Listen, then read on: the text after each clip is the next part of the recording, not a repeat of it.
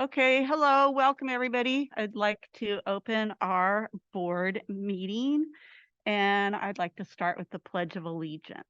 Our flag is right in the back there.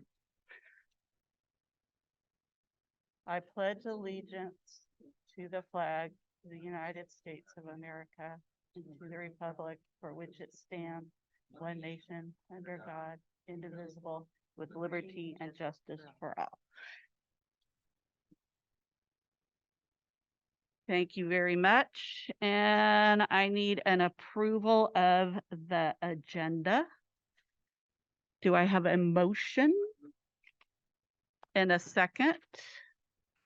Great. And we need to do a roll call vote. Karis? Just say aye. Just say aye. Yeah, okay. And Phoenix? Sean? Aye. Lewis? Debbie? Aye. And Jeannie's not here yet? Okay. All right, and we are on special recognition. Introduction of student board representatives. Chris? Yeah, I'd like to welcome Karis Marash back for another year as student board rep for Anley High School. And we'd like to welcome Phoenix Jacko Pope from Laguna High School for the year. And Phoenix joined us last meeting, but now that they're both here, we wanted to acknowledge them together. So we really appreciate you taking on this service and representing not only your fellow students, but the greater community that we all hope to serve in our best capacity. So thank you for giving up your late night tonight. Thank you very much. And introduction of new district employees. Yeah, so I can start by acknowledging, thank you, Jenny, our new district employees. So first I'll start with our new principal, Mr. Chuck Wade. Andrew, would you like to? So our new food service coordinator, Jessica Lyons. And I don't see Laura, so I will recognize and acknowledge our new wellness coordinator, Sheila Richmond. And I do see Patricia Delzell, who's also new to the district here. And Gianna De Persisvona is everybody knows her in the building, but she is in a new capacity. So from the district perspective, district leadership, and then we are going to acknowledge the site-based staff as well. And I hope I didn't miss anybody. So thank you. Yes, I'd love to have, let's start with Mr. Wade. If you can recognize and acknowledge your new Annalee site staff, please. All right, Jeannie's joining us really quick.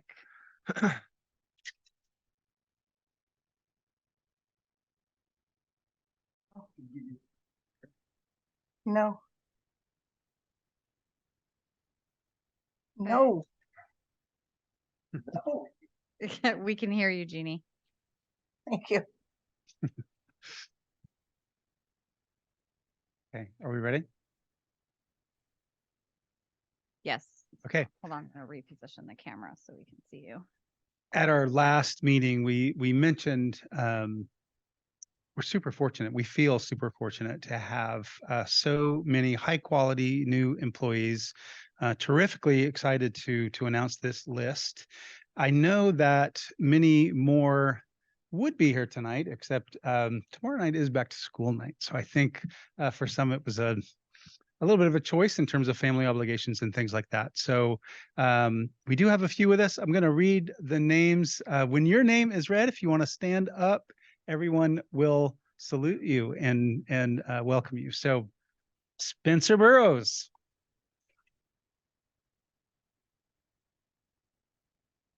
Carol.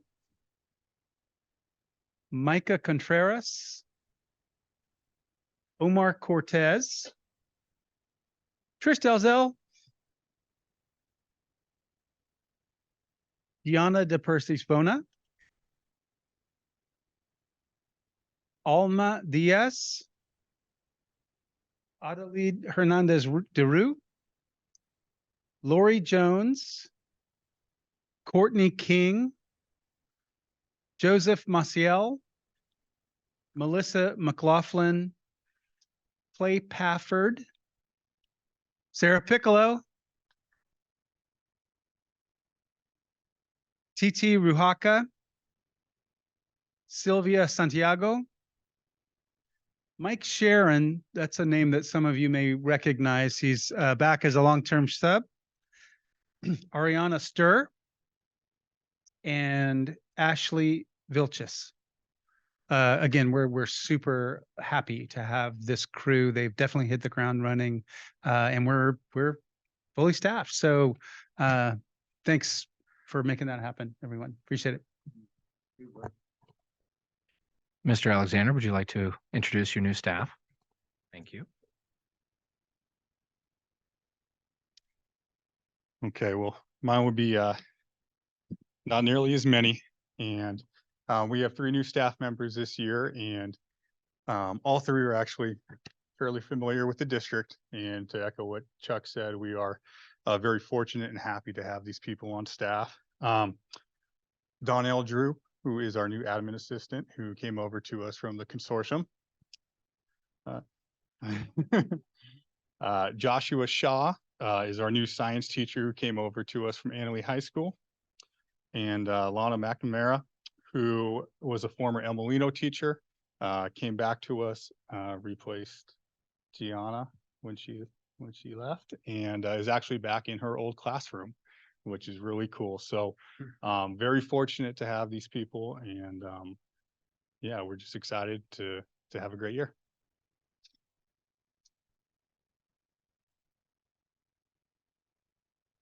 And we would like to say welcome to everybody, all the staff that is new. And we have, oh, I'm sorry. Sorry, Rose, we'd like to have you announce your new Oh, consortium employees. sorry. No, it was my fault.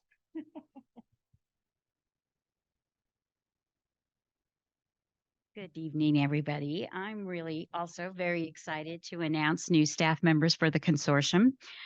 We hired this year a new preschool teacher. Last year's teacher of 20 plus years retired. We're very happy to welcome Kirsten Samt. That name might sound familiar because she used to work for the high school district and was an administrator. We also hired a new preschool behavior assistant, Rose Barbosa, and that name might also sound familiar because she used to work for food services. She came over to us this year. We reached past our boundaries and we found an occupational therapist that we hired. Carl Flugrath came to us from Fresno, where he was doing occupational therapy for more than 12 years, and we were very lucky to have him. He's serving students throughout West Sonoma County, not just the consortium. We hired a new speech therapist, Johnny McDonald. She is a recent graduate from Emerson College in Boston, and she's serving Fort Ross, Montgomery, Monterey, Guerneville, and Forestville school districts. Again, we're very happy. She's new, young, and lots of energy. We hired a new administrative assistant to take over Dawn's place when we lost her to the to Laguna. We're very happy to have her.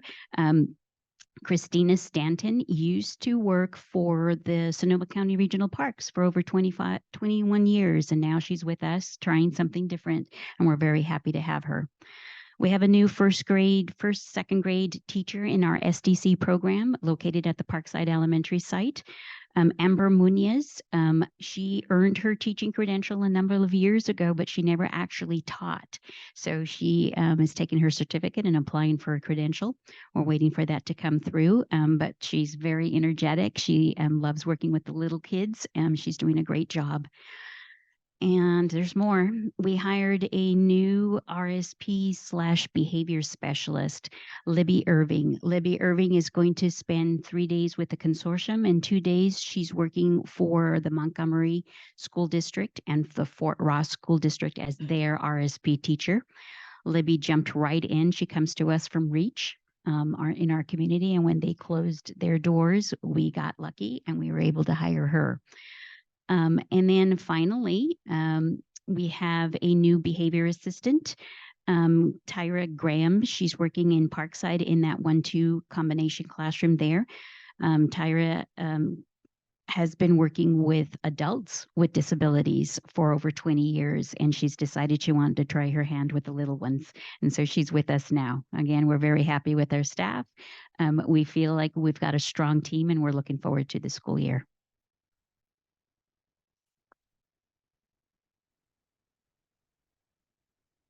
Thank you very much. It's time for input from the public regarding items not on the open session agenda. We have two. Loretta, would you like to go first?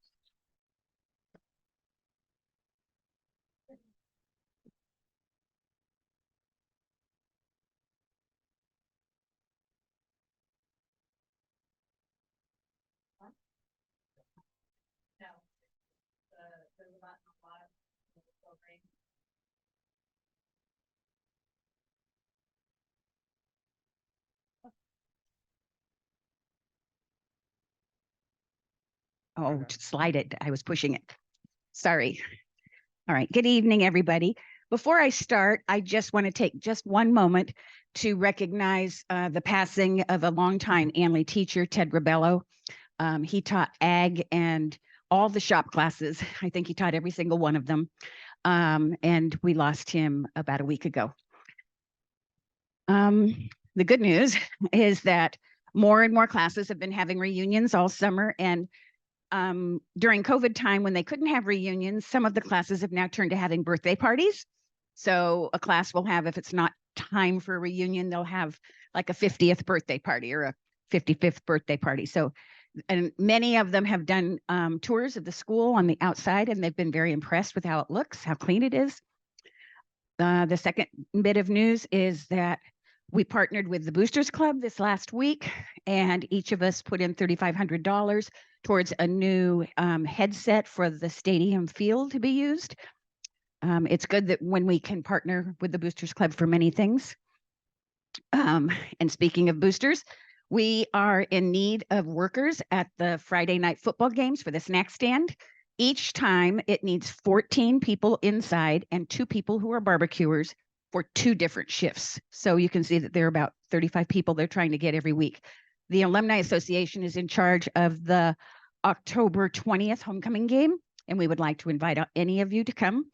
95% of the money that the Boosters raises is from the football snack stand, and yet all of the money supports all of the teams, boys and girls.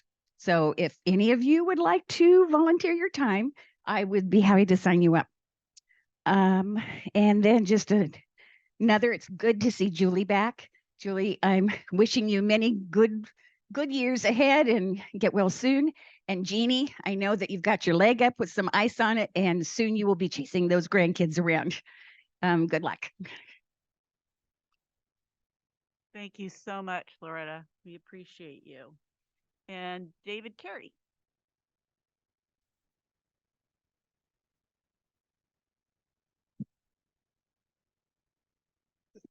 Thank you, board members, and I'd also like to welcome President Iola back. I'm hoping that we see all 5 of you in a room together sometime soon. And as always, thank you for your service, all of you. I want to talk about 2 things. One of them is I see on the agenda that you're looking forward to sometime in the future having some sort of session or at least an agenda item about governance. And what I'd like to do is, I'm not quite sure what the best way to put this is. I'll start with, I'd like to invite you to consider looking at maybe not just the mundane things that you're maybe have in mind that are motivating that, but also spend some time looking at some of the big picture issues about governance. Things like, do you want to govern this district as a democracy? Or are you satisfied with as a republic or a plutocracy or a necrocracy or however other ways it might be characterized? How do you think it is being run now? And what are ways to improve some of the things that you're doing? Everything from how board members are elected to the levels of transparency that you operate with. Maybe even talk some about why it was that this last election of the 4 seats, only one of them was contested. What does that say, despite there being some kind of controversial things that had happened in years before that? So that's one of the things that I'd like to encourage you to do. The other thing is with the LCAP, I'm really happy to see that there's some recognition on the board that there are some opportunities to do that differently and better. And just one of the things I wanted to mention is if you really want to do it well for next spring, one of my thoughts is that maybe that should have started at least a year ago, maybe 2 years ago. And that to make some of the changes that really need to be made may take more time than you have to do that all in 1 year. So be thinking about that and maybe realize that even once you get a new 3-year plan out next spring, that there will still be some significant opportunities to keep making improvements on it as you do annual updates after that. Thank you very much. And we have Owen Foley.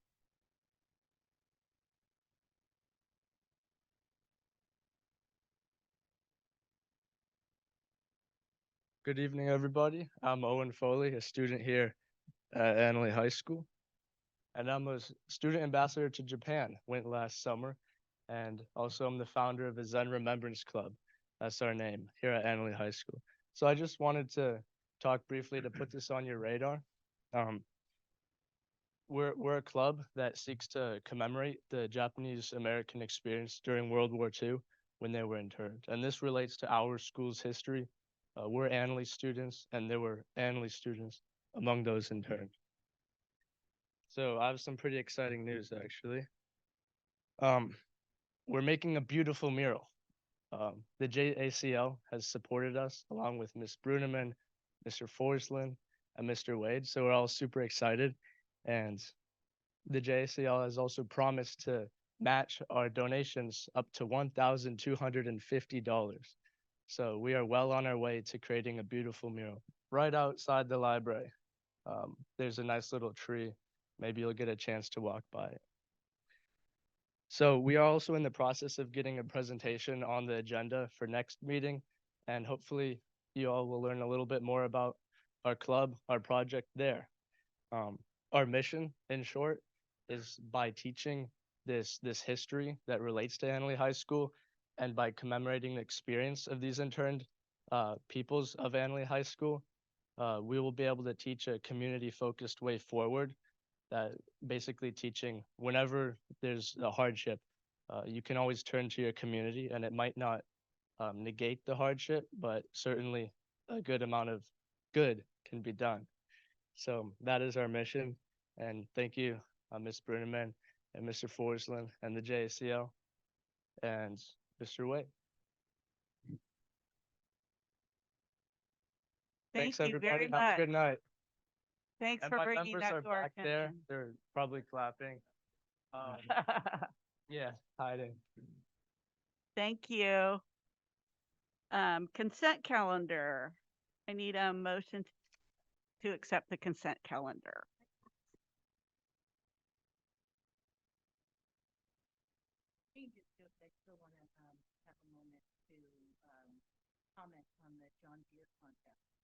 Okay, I'll take a motion first and then second it, and then we'll pull that. Can I have a motion, please? So moved. And can I have a second? Okay, and Debbie, go ahead and let us know what you're concerned about. Oh, we can? Yeah, we can finish the consent calendar Trying to pull something off. and we'll discuss it separately. We're pulling that item.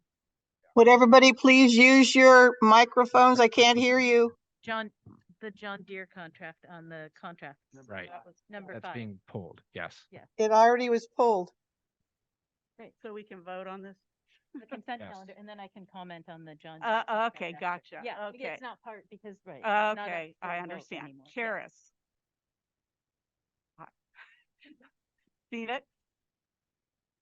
Sean. Aye. Lewis. Debbie. Aye. Aye. And Jeannie. Aye. Thank you. Okay. do you want to talk about it? We could do that. Go now. ahead. Okay. So there was a contract on the consent calendar to, purchase a diesel lawnmower. And we had some outreach from community members and students from the climate, committee, or from the, climate, activist committee. And Julie, can I have a point of order? Julie, yes, go ahead. if that item is not on the consent calendar, we can't be talking about it. Chris, were you going to talk about that in your? I was going to address our So next he'll address steps. it in his Yeah, superintendent statement, and why we pulled it. So and then you can Yeah. ask questions if you need to. How about that? okay, so it's, all right, we can have it at another, so that we'll move that to superintendent's report. Yeah, that'll be Okay, in the that's fine. superintendent. Yes, okay. Lewis, action on items heard in closed session. No action was taken. Thank you. And reports, student board representatives. Karis, do you want to start? All right. I want to start by thanking the board for giving me the opportunity to fill this role for a second year. So far, the school year has been off to a great but busy start. The leadership class was working before summer ended to help facilitate a smooth start to the year. The week before school started, we welcomed all new freshmen to the campus for the first time. All freshmen were introduced to their first rally with games and a performance from the dance company. They were then led on guided tours in their Tiger Transition groups. So as you may remember, because I went over this last year, Tiger Transition is a group of freshmen led by a leadership student, and they meet every other month to address concerns and questions that the freshmen have, and just to help them through their first year of high school, as it can be quite a big shift from middle school. We finished the orientation with a presentation in the theater from all of our brand new lovely administration and 2 of last year's graduates before heading down to the field for a last round of games and a barbecue. We had a 3-day first week followed by a spirit week for the first full week back. There was a great amount of participation from students considering how early in the year the spirit week was. We finished off the week with our first home football game on Friday, themed Bleed Red and Blue. That was a solid victory for our Annalee teams. On Saturday, we had our disco-themed welcome back dance with around 200 students in attendance. For the second year, the leadership class has welcomed freshman members, and they've already been elected by their peers and absorbed into the class. And coming up, the leadership class is looking forward to finding a student council representative from every English class in the school. Student council meetings are held every other month, and at these meetings, the leadership class gives reports on what ASB officers have been working on, providing updates for upcoming events, as well as receiving input from the student body. Tomorrow, the leadership class will be helping to give directions at Back to School Night. At Back to School Night, parents of Annalee students have the opportunity to meet their students' teachers and go over expectations for all of their students' classes. On Monday, September 25th, the leadership class will be attending a leadership convention at Santa Rosa High School. Leadership classes from schools across Sonoma County will be in attendance. It's a community building experience as well as a way for the leadership class to share ideas. Finally, homecoming is coming up on October 21st at the Forestville campus. The theme for the dance will be announced at our Teen Beach movie night this Friday. Thank you. Thank you. Tina?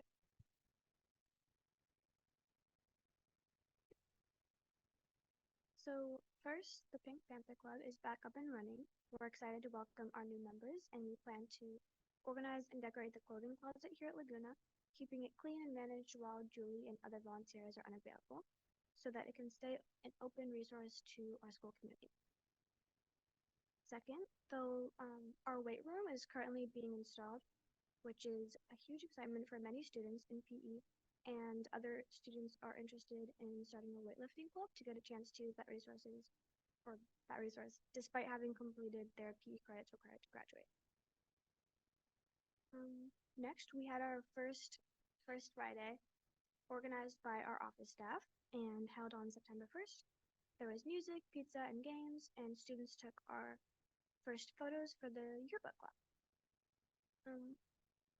Also, seniors in our Statistics for Life classes have been working on Career Zone, taking skills and interest tests and exploring career possibilities in those areas. As well, we have been developing goals and step-by-step plans for our futures, including budgets and looking at scholarships to support us in funding success. Finally, as part of my position as office aide for Shannon, our counselor, I have been working on creating a plan to help students from all backgrounds feel seen and valued in our community here at Laguna. This month, starting on the 15th, we will be celebrating Latinx Heritage Month. I look forward to practicing empathy interviews and receiving input from our Latinx population on how we can maintain our school as a safe and caring environment.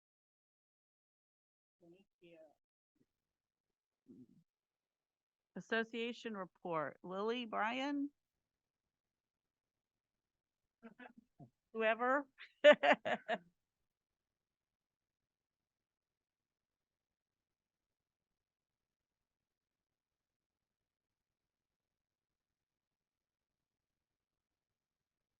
Hello, everyone. My name is Brian Miller. I'm the lead negotiator for the WSCTA. So I'm giving the board report today because we did the sunshine letter. So this is the one time that I have to do it. So you're welcome. I want to start off before we talk about the bargaining and the sunshine letter, which was we met with a class size meeting. So we are glad that the district was so quickly open to adding that physics session. I think that went really well and was really productive. So that was the good thing. I would encourage the district to have that same openness in the spring, because last spring it was noticed that the science sections were low, and we're not the first district to undercut those sections, and we won't be the last, but hopefully maybe it's the last time that we do it. We kind of, because it's tough. It's really tough on teachers. Like, I don't really know a teacher who is happy or feels like it was good to go 1.2. It pretty much just breaks them and they really dislike their job and it gets really stressful and difficult. So maybe this time it might be a little bit not as bad because it's not more students, but generally 1.2s, teachers always come to me at the end of the year and are not looking forward to ever doing that again. So I think we really want to try to not do that. I think the other thing is we had a professional development, our first of 3 that we are going to do, and it went really well. I think teachers generally were quite pleased with it. And I think one of the things that happened was Nicole afterwards sent out something for our feedback on like what could make this better and things like that. And I think that just get loud. I think, I don't know, I feel like it's just got a lot louder. But I think that might be a good thing for the district to do many times, which is reach out for the faculty's input on various things. So I think that was quite positive. We have a lot of proposals this year. Normally, I just kind of briefly talk about them all, but I'm not going to do that today because I think we have nearly 14. So it's going to be, we have a lot to accomplish. But I wanted to kind of speak maybe a little bit more broadly about what's behind the proposals, namely that we are a union, which is the democratization of the workplace, and we have positions like the president that are voted to represent the members, positions like myself who's appointed to represent the members' interests at the bargaining table. And so I just bring that up that it's a collective bargaining situation, that we are representing our members. And how we know these proposals represent our members, one is because we're active in just casual conversations. So kind of going into the year, I have a pretty good idea what the members are interested in. But then we survey them all. We survey them all and we give them a list of proposals, a list of goals, and they can select like their level of urgency, their level of importance, their level of personal commitment to what they're willing to do in the collective nature of the bargaining. And that's what brings us to everything that we come to the table with. And power of the collective will be demonstrated when we go to the bargaining table. You know, expect all the teachers to be wearing red that day in solidarity of the proposals that we're giving. And so it shouldn't be a surprise that we are going to open salary again. You know, the teachers look at the average salary. It's hard to think of a single statistic that sums up the district's performance in treating its teachers and prioritizing its teachers. There is not a single one that we can point to, but the average salary is probably our best starting point, because that's the one that just talks about how much money is in the teachers' pockets to pay for rent and childcare and healthcare and food and all the other, maybe pay for things they enjoy, maybe a vacation over the summer, something they love. I mean, we need that average salary to be higher. And so right now it's about $13,000 behind, which is not good. And the salary is set by the salary schedule. Salary schedule is a tool we use for setting salaries. And a lot of districts might make an argument that the reason our average salary is so low is because our teachers tend to be younger. We have lots of young teachers. They're at the lower end of the salary schedule, therefore our average salary is lower. But that's not how it should be viewed, and certainly not how we view it. We view the average salary as we view the salary schedule as a tool, and then all right. The average salary is a tool that sets our salary. So if the average salary is too low, then the tool used to create the salaries is inadequate. And so that tool is the salary schedule, which is inadequate for us. And there's a couple ways you improve a salary schedule. One, you give blanket raises. That makes every number higher. That improves the salary schedule. But there's also a lot of artificial and unnecessary elements in the salary schedule that hold teacher salaries down. One of them is the number of steps. We've addressed that successfully over the last few years. We don't have any more repeat steps, which is wonderful, but we still have too many steps. We still have far more steps than management has. On top of that, our salary schedule is cluttered with very expensive and unnecessary columns that are debilitating to teachers trying to move to really the only column that even has reasonable salaries, which is the highest column. And so issues like that need to be fixed. We decreased our health care several years ago from 90% to 85%, and we did that in a much different environment financially than we have now.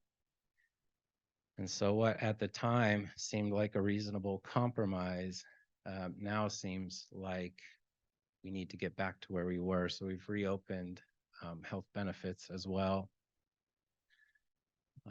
There are some other situations, but generally, financial matters become difficult. I am aware that School Services California, that is a training arm of our district and other districts, recently put out a report where they complained that teacher salaries have increased 37% over the last 10 years, warned they don't think that this trend can continue. But what they left out is that school funding, LCFF funding, has increased 83% in the last 10 years. Funding has gone up a lot. And what's hard for teachers is to know that our last three deals, our last three raises were all below COLA, well below COLA. And so it's a hard place to accept. It's a hard place to accept for teachers right now. There are things outside of salary that are of significant interest to teachers, like our use of our sick leave and our ability to have personal necessity days. It's very restrictive and somewhat demeaning, the restrictions that are involved in that, and teachers are looking for that to be improved dramatically. There's some issues around class sizes with special ed. There's issues around teacher safety and adequate protections around being a, you don't want to think about it, but around being attacked by students. If you look at the safety measures in our contract versus the safety measures and contracts in larger districts, you can tell that there's just much less there for us. So we have a lot of things we want to accomplish. We are optimistic and looking forward to. We've been here before, we've negotiated before, and outcomes have been good. So I think that's our report for today. Thank you. And board report. Oh, I think we have another association. Oh, I'm sorry. I had it on there and then I skipped right over. I'm so Usually sorry. says, no, I don't have any. That's why. Well, I'm glad you have something to say tonight. Depends on my association. So my name's Julie McClelland. I'm the librarian here and I'm on the negotiations team. So our statement is, we are looking forward to working within our collaborative relationship with the district in negotiations. That's been a really nice change that we appreciate. You know, Chris and I talked about that the other day and we were acknowledging that that's really been a different feel and we've appreciated that. Thank you. We've had a good start to the year for the classified employees, working on a wide variety of tasks in the district, whether it was collecting textbooks or cleaning the campus or serving, meals. That everybody's really feeling hopeful for the year. We also enjoyed the trainings on Monday and really enjoyed seeing the board members who were able to come and be here with us. We felt like it was really good trainings that were valuable to us as classified employees. Often that doesn't feel that way. And so that was a really nice change. So, thank you. Thank you very much. Thank you. Okay, board reports. Sean, do you have anything you'd like to report on? I do. I went and met with teachers on their lunch hour last week. Thanks to Ms. Grassel for hosting in her classroom. And I just want to publicly thank everyone that showed up and asked questions. And I appreciate the discussion and even the hard questions. So thank you. That's it. Lewis? Just real briefly, I went to the professional development day on Monday and it was really impressive. I kind of just wanted to get kind of a gut feel of what the teachers feel like and the campus and the staff feel like what's the vibe. And it was pretty good.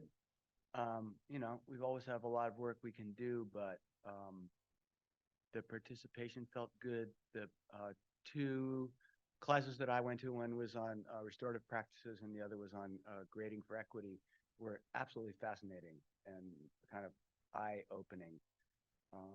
And I'm really pleased that there's a thread of equity that's being more consciously woven into what we're doing, and that's very, very gratifying. And that's the more we do that, the better we'll get along, the better we'll train students, and the more students we'll attract. It's an enrollment issue in the big picture too. So anyway, really grateful for the organizers of that, and it was very, very successful and enlightening. Debbie? Yes. So I'll say ditto. I attended the professional development day also. The grading for equity class was really interesting.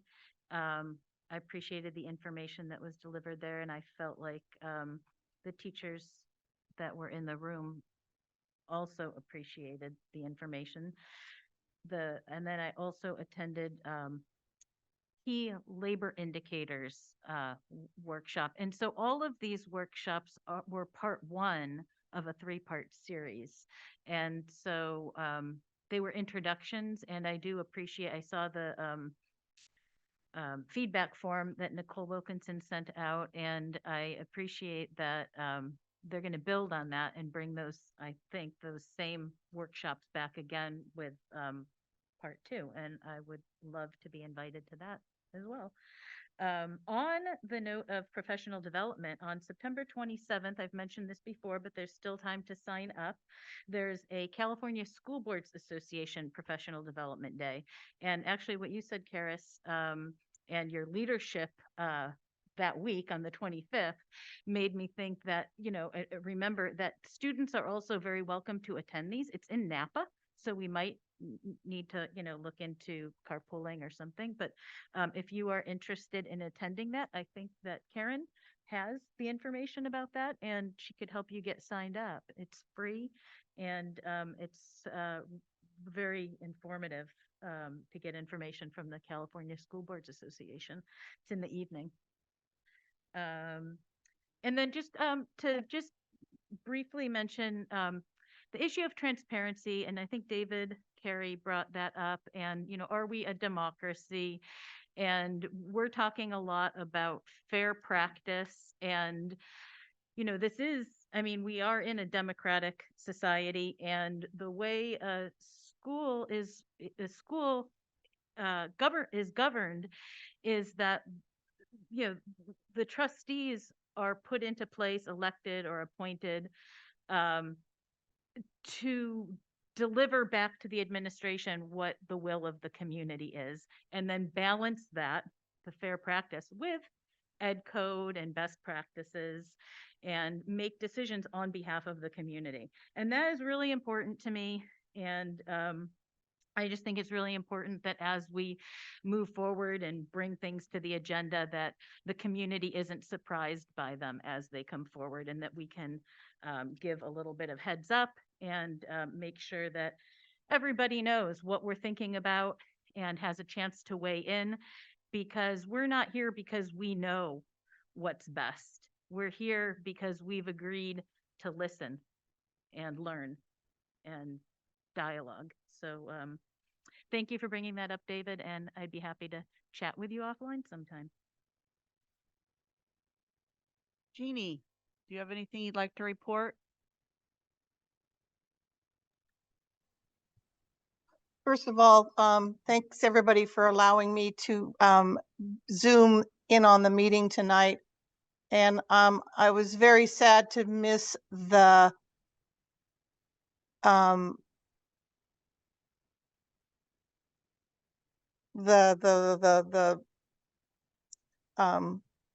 events on Monday. I was planning on attending, but my surgeon had other plans for me. He insisted that I had emergent surgery last Thursday to repair a very loose hardware situation in my knee. So here I sit. Anyway, so I'm on the mend. I'm grateful that I was in good hands, and I so appreciate the fact that I could be with you all via Zoom tonight. So thanks again, and I will be seeing you all very soon.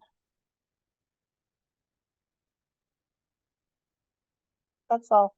Okay, I just have one quick thing to say. Lewis and I will be joining Lily and Brian and I see their CTA representative to talk about the budget and get their input and their opinion of the budget and how and the way money should be spent. And one of the reasons we do that is the board has been very clear that our intention is always to do what is best for our entire school community. And one of the things we have really encouraged Chris, and he certainly wants to do too, is treat negotiations and our staff in the most respectful way possible and work collaboratively to make sure these things are,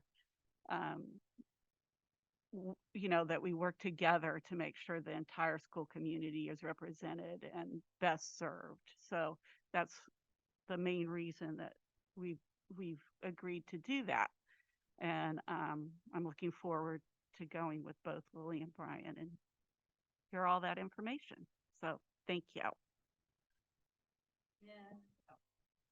Our superintendent report. Good evening, trustees and greater community. It feels like we were just here maybe a couple weeks ago, which I believe we were. It's been busy, but great. Last week, Mr. Rohn invited me to visit with his leadership class.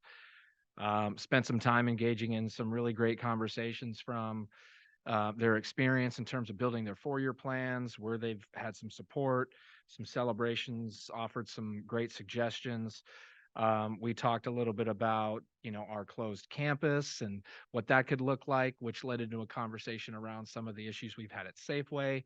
All in all, it was amazing. I was able to give them a little bit of my background, hear some of their priorities as student leaders. Really wanted to highlight the senior voice. What do you want for this year? What lasting memories do you want to have and the legacy that you want to leave? And I know that Karis, you and I were unable to connect, so we will do that, okay? Because I came back looking for you, but it was just a few minutes after the bell, and I know you were running. PD Day was amazing. A lot of people echoed that. I too joined the labor market indicator breakout session. I really enjoyed engaging as a facilitator for a circle at the end of the day, which really provided me an opportunity to listen to the group of teachers that I had in my group. And some of the conversations were really centered around the restorative breakout session. And I look at restorative as a culture rather than means of an alternative of a particular mechanism or method of doing business. So what we're not going to do, and I've talked to this with several trustees, is abandon our normal structures of looking at a variety of different ways to mitigate student discipline. There are tools and ways that we can really create a more inclusive culture and a more respectful culture amongst our students and staff through looking at philosophies around restorative practice. So I know that that was something that came to mind for the teachers in my group. We're going to engage into more conversations around what restorative looks like in our district. And it's really more of a goal to create a restorative culture than adopt any one specific way of mitigating issues. Followed by a portrait of a graduate activity. I was paired up with Julie. We were able to look at ways to bring the portrait of graduate to life and honor the work that our community and our staff put into developing those outcomes, and how can we make it measurable. So that was really cool. Had 2 council meetings this morning. Special ed consortium, routine business there. But what stood out to me was a conversation we had within the JPA Transportation Council around updating their fleet. And this will lead me into the mower conversation. So we were asked to approve a few different options in terms of the monies that we spend to potentially upgrade their fleet. And we amended that option to look at some of the necessary improvements they need for a certain number of buses, but then put some monies aside as we look at exploring more green solutions. And I did learn that not only did we apply for a grant to look at some charging stations and really outfitting some infrastructure for our district, we weren't successful in obtaining that grant. But the JPA also put in for a massive grant.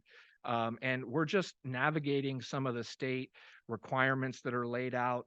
It seems like it's a little bit more difficult for JPAs to acquire some of those grants to go green than individual districts. So I'll keep the board in the loop on that. That brings me to the mower conversation. So we obviously have the need for a new mower, and we've typically done business with John Deere. John Deere is about 6 months out from getting their EV fleet on the floor, and they've already agreed to lend us one of those machines so we can see how it works. In the interim, we're going to do the necessary repairs so that we can utilize our existing mower, but through some of the feedback we got from the greater community, internal conversations, and obviously input and direction from the board, we've made the decision to pull that at this time. Get back to my document. I had a really great meeting with Mary Fricker last week.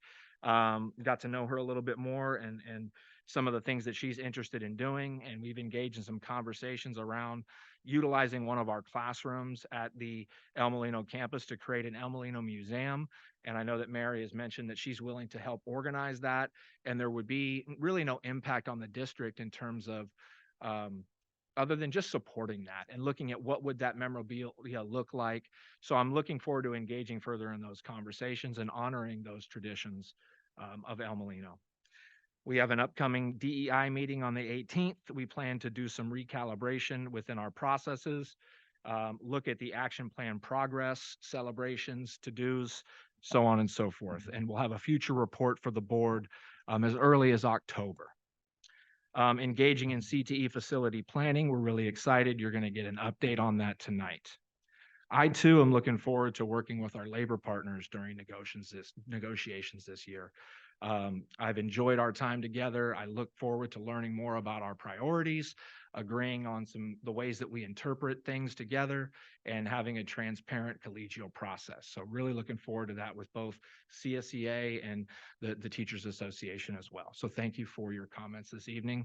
We've been preparing, and again, we're interested to learn what you bring back from CTA and continue that process together. And that's all I have in that regards.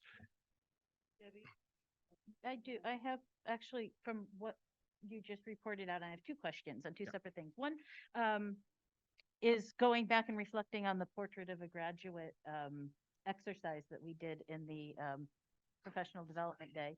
And I just wanted to bring back to Debbie, can you speak up, please? I can't hear you. Sorry, can you hear me now? A little better. One of the things, and I think I've brought this up before, but I want to just reiterate it. You know, we have these Portrait of a Graduate posters on the wall. This exercise that we did at the professional development is really talking about how are we going to integrate that more into what we do every day with our students so that it's more than a poster on the wall.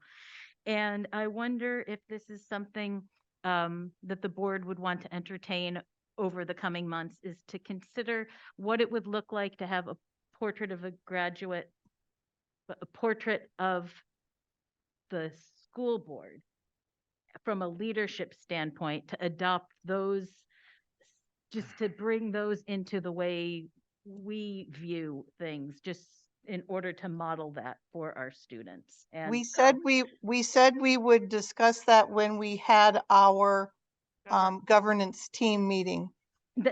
so that's just something that came up at the professional development, and I wanted to, bring that back around because Yeah, Chris I had think brought that that's up. a great thing to talk about during our governance meeting. And then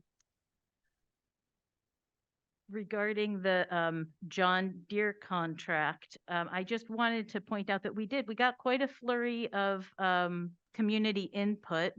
And one of the things that was pointed out was that in 2018, the district adopted a climate resolution. And I think sometimes, when things happen and then they just kind of get filed away, we forget about them. And I think it's important to bring that back out, realize that that is the direction that this district has already made a commitment to, and really take some time to look into how we make decisions and are we doing the best for our environment in the future. Because, the students that, no matter how successful they are in their high school or post high school careers, the next 10, 20 years are going to be tough, and everything we can do to mitigate that and be as responsible as possible with our carbon use, I think, is just a very important thing. So I wanted to tie that in because we did have quite a bit of outreach from the climate savvy folks for this. So I appreciate that we're revisiting that. Okay, thank you. We are now on our discussion about our Safeway issue. This is definitely a concern of our community and our entire school community, the problems that have occurred at Safeway. And thank you to our superintendent for gathering a lot of information. And thank you to our police department for being here to also answer questions. So Chris, if you'd like to let us know everything you found out, that would be a great place to start. Yeah, I'd like to start by welcoming Chief Ron Nelson and Captain James Hickey up to the podium if you'd like. Had a really great conversation with both of these fine officers yesterday. In addition, I also met with the Safeway manager.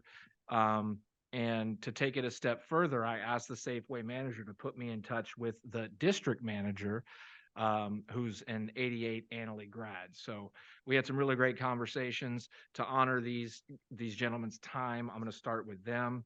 But today they were down at Safeway. Oh, I'm sorry, a little context.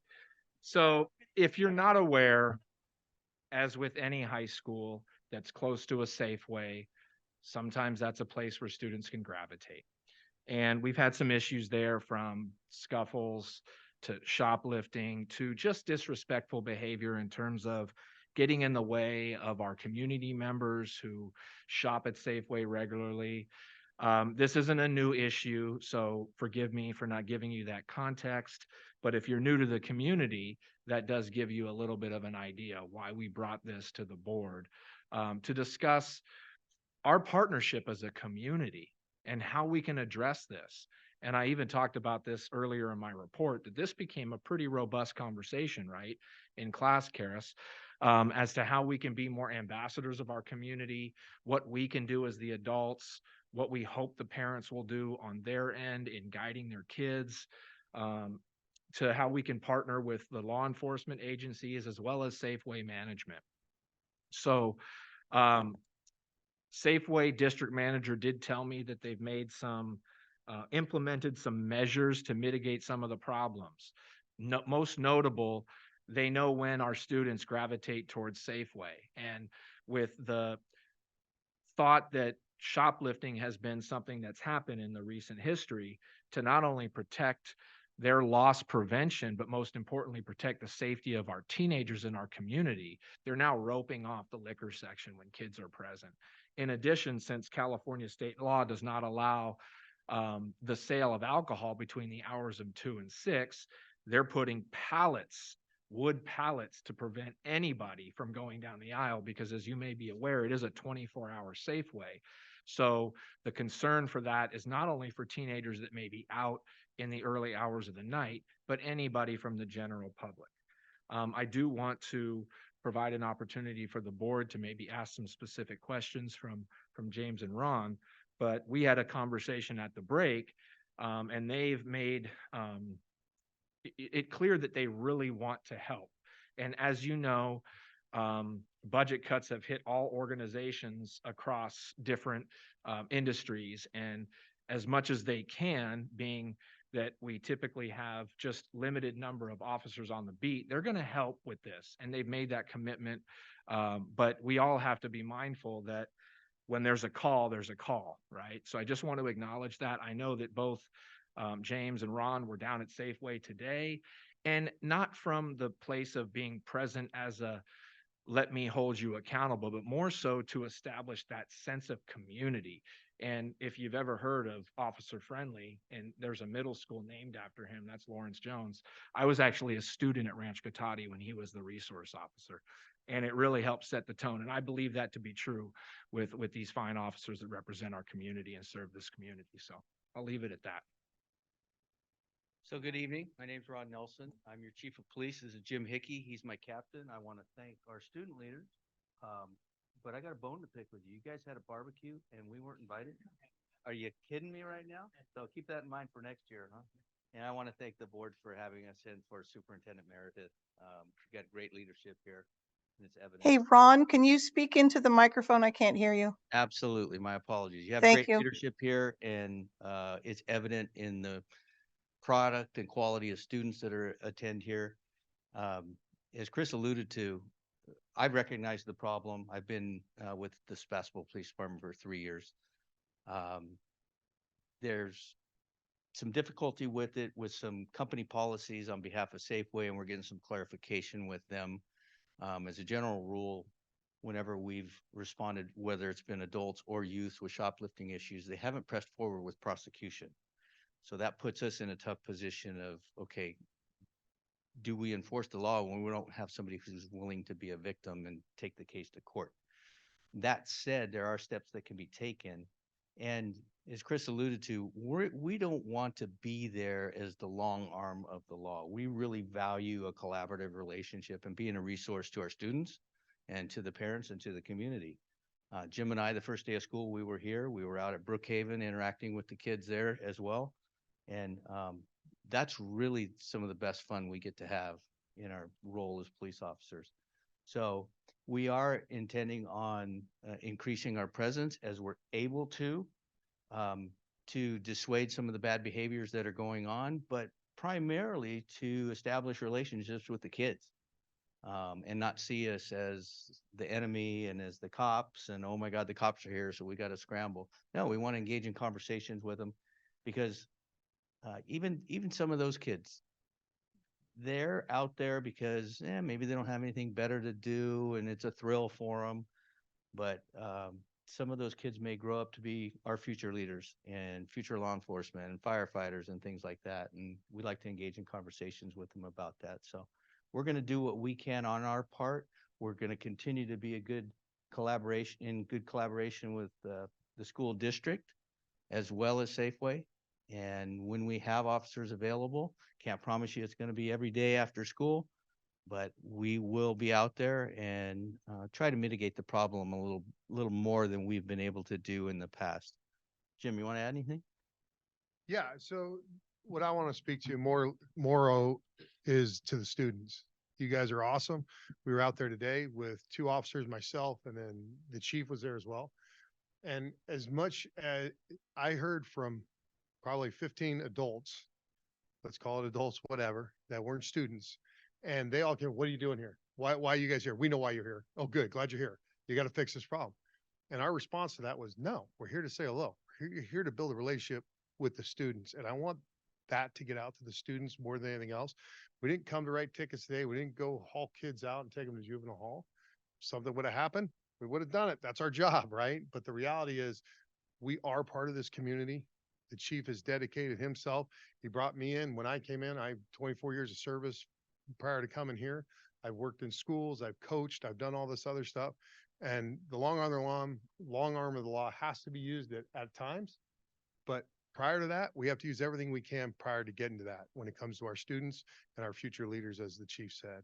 So the students have our promise that we're not there just to be the law. We're there to be a resource. We're there to talk with people, actually chat people up, figure out what's going on, find the best resource for them. The word resource has been used a lot tonight, but that's what we are. We are a resource for this community, and we're a resource for the students here. Now, does that mean we're not going to arrest people? Nope. We got to arrest you. We got to arrest you. But the reality is, what can we do up until that point? How can we help mitigate the things that are going on? Working with Safeway, working with the fine board. I can't thank you enough for your time yesterday, Superintendent. You're a breath of fresh air for me. I come from a great area with 5 different school districts and nobody's on the same page. So it was great to sit with you and see where you guys are at. Chuck, everything you're doing here, got to meet with you in the summer right when I started and you started. And I really appreciate the leadership. I appreciate the way you guys are all going about it. And the students have been amazing.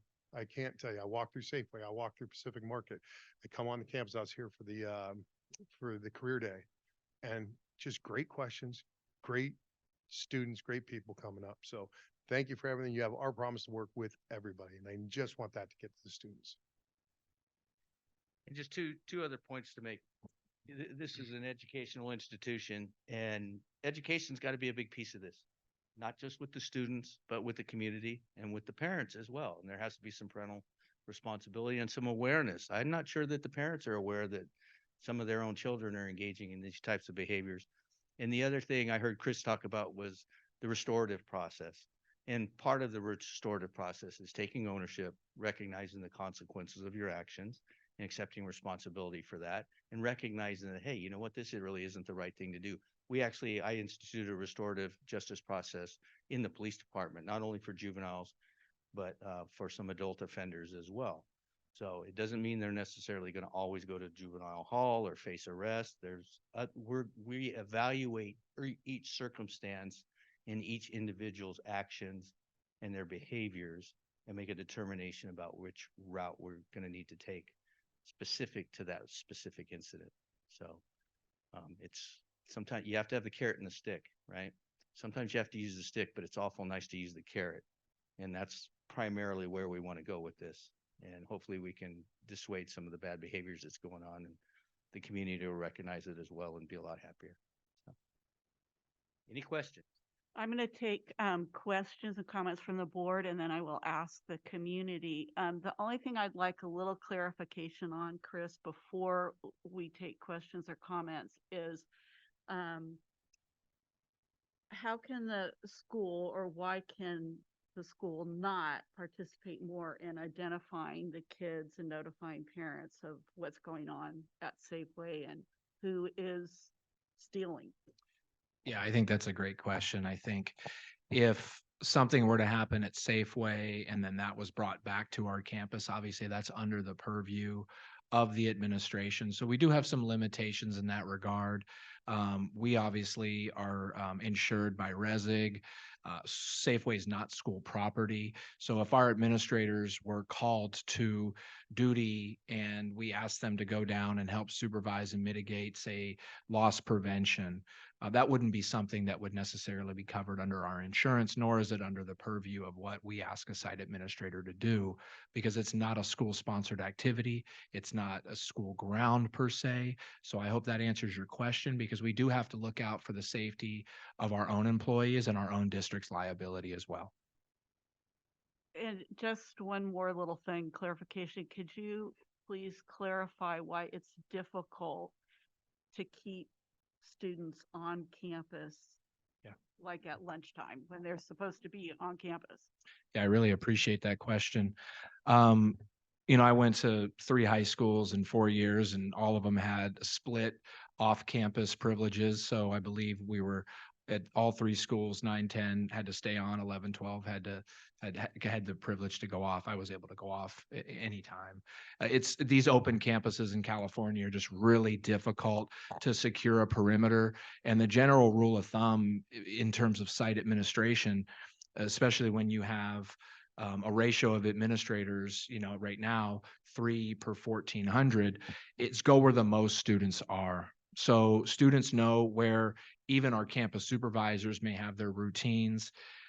So I think that's an issue for a future conversation is, do we have a board policy in place that we can actually manage? And would there be value in teaching our students to be more responsible and giving them more of that kind of ownership in their own development and growth in terms of potentially considering off-campus privileges? I've been a part of this conversation in a number of districts in different administrative roles. I won't go down that rabbit hole, but I can tell you that this is a beautiful, wide open campus sitting on countryside and residential, close to businesses. And if they want to find a way to leave campus, that they usually find that way. And not to say that it's because of a lack of effort, planning, preparation, strategic, in terms of deploying the people that supervise in the most efficient ways, because I know that we've done that and we've tried to manage it as best we can. And our administration, our campus supervisors, and our other staff work really hard to do what they can. Any questions or comments from the board? I have a question. Go ahead, Jeannie. Thank you. My one comment would be is that I would like to, I want to agree with Ron. I think it was Ron. If not, it was Jim. I'm not sure, but both of you, that it's not just our students and it's not just the school's problem. This is a parent problem. I think that you're very correct that many parents either don't know or don't want to know that their little Johnny is being naughty and that they are stealing from Safeway, or that they have this little naughty habit or whatever it is. And they couldn't imagine that their kid could do this. But I think we as a school district need to do a little bit better job of informing them that there is a bit of a problem. So I would like to see us utilize our district communications officer and use our parent square and use our district newsletter and get articles and get awareness pieces put out there about the fact that there's a problem and that we're trying to curb this and that we need parents' help. and that this is a parent's as much responsibility, probably more so than it is even anybody else's, to stop this and to help us with this situation. Is that a possibility, Chris? Yeah, definitely. Thank you. Any other comments? Yeah, go ahead, Debbie. Oh, Karis, you. Oh, Karis, you want to go ahead? This is mostly to kind of fill my own curiosity, but do the majority of these incidents happen during the school day, just from students who have kind of skirted the closed campus policy, or after the school day is over? The biggest focus of the problem is after school. Yeah, most definitely. It's in the afternoon hours. I see a little congregation in the morning sometimes, and sometimes around lunchtime that people have skirted the boundaries, but I'd say 90% or more of it is after school. Debbie? Yeah, so I wanted to thank you for participating in Career Day and wanting to develop relationships with students, because that is, I think, so important. And my question to you is, do you have any Explorer programs for high school students, or shadow days, or internships? Do you offer anything like that at the police department? We used to have an Explorer program. It's gone by the wayside for a variety of reasons. I'd have an interest in reinvigorating that at some point. It's a great methodology to educate folks about law enforcement careers. It's not just being cops. There's a variety of things out there. But also it gives them an opportunity to provide some community service, because we utilize them for events and directing traffic and teach them about some responsibilities. So Right. And then they get to know you, and they're not afraid of police. They're your mentors for them. yeah, we've had several officers at Sebastopol PD over the decades that started out as explorers. We have one right now. He started out as an explorer, and then he was a volunteer for us, and he went through the police academy last year, and he's been an officer for about a year, and he's doing a great job. You know, the other thing that came to my mind as we've all been chatting is I want everybody to know this problem is not specific to Annalee High or Sebastopol.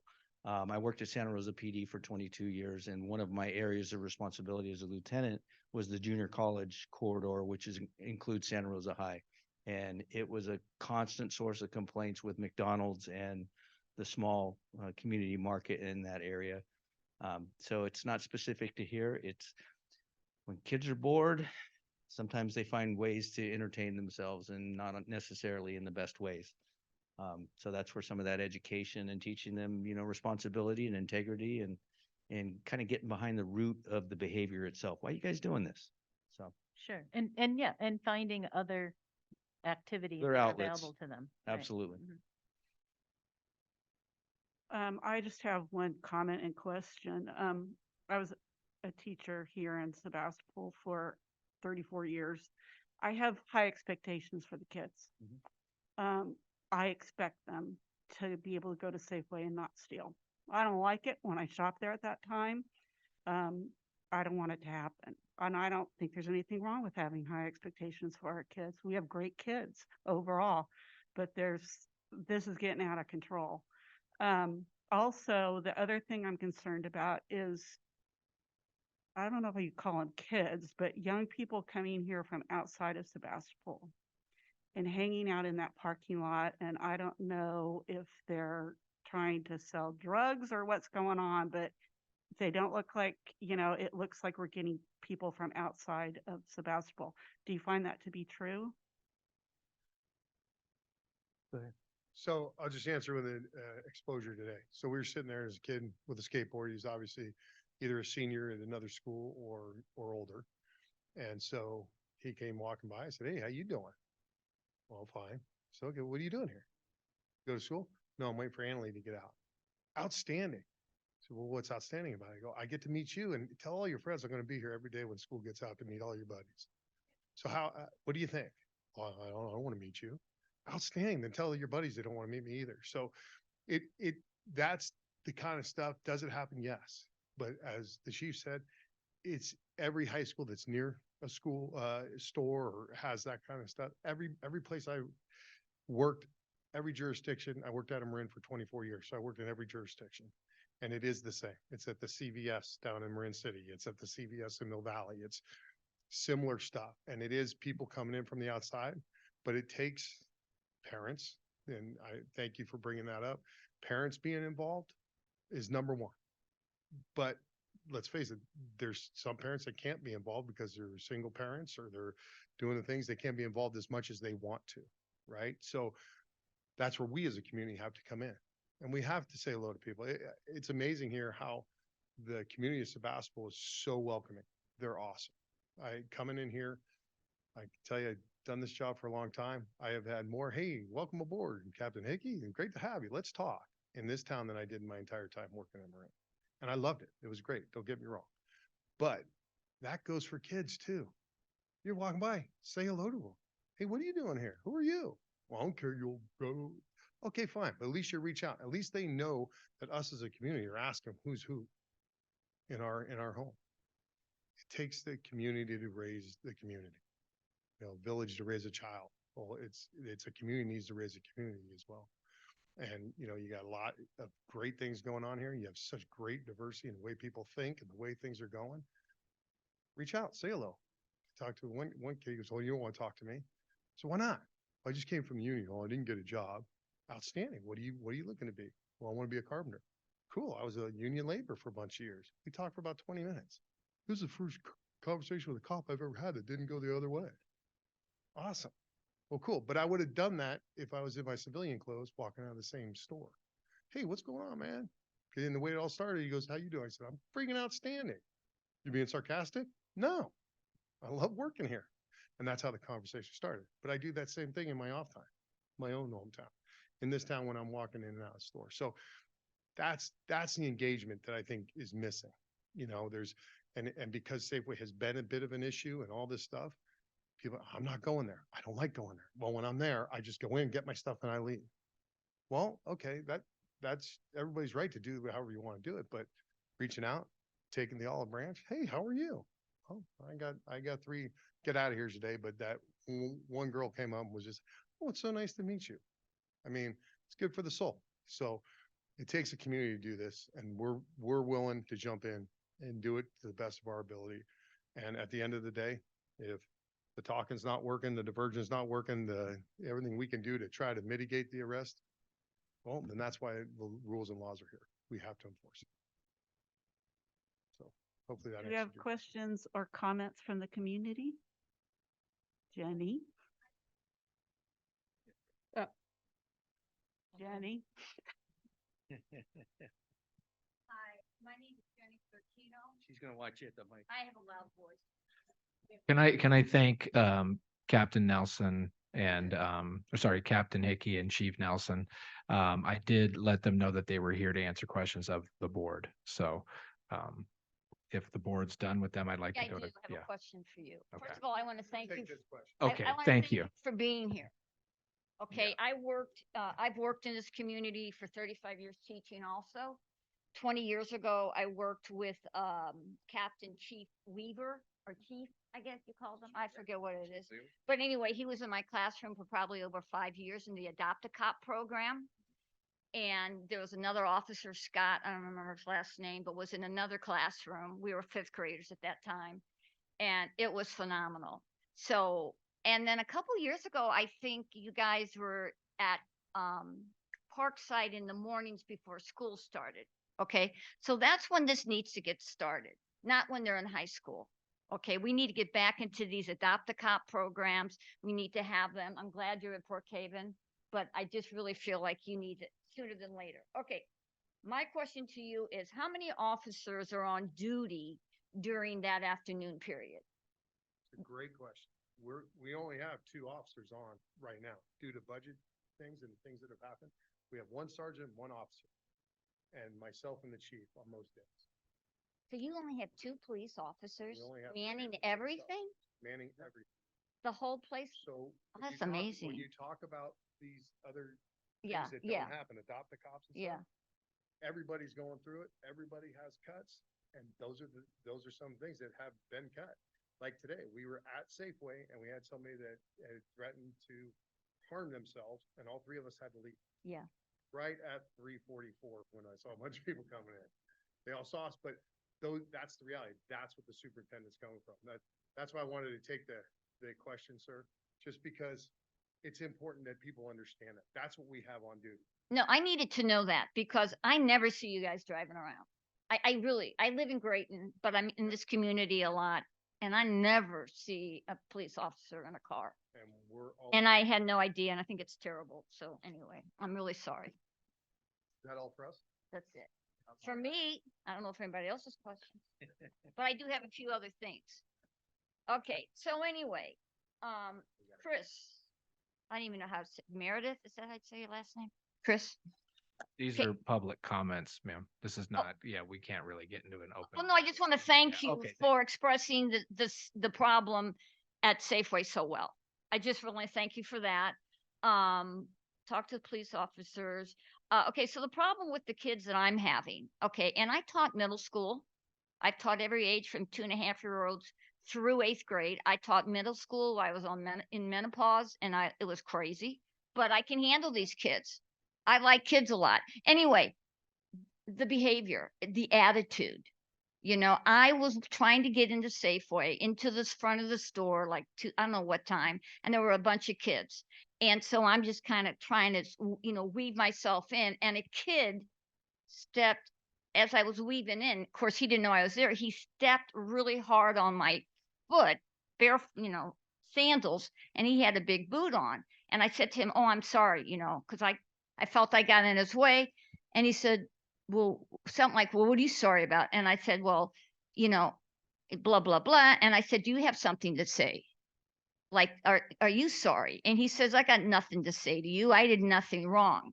It's like, it's the attitude. And I really don't think I was a working parent for 35 years. Okay. Full time. So parents, I don't know how much parents can help in this situation, but I believe the police officers can. I believe the Safeway people can, and I believe the district can. And I'm just thrilled that you're talking about this. Amen. Lewis had a question for Oh, the I'm chief sorry, and the Lewis. captain. I have one last question for. So first of all, thank you. It's really refreshing to hear your slant on this. Thank you. It's really helpful. It seems that this Safeway is one piece of the puzzle.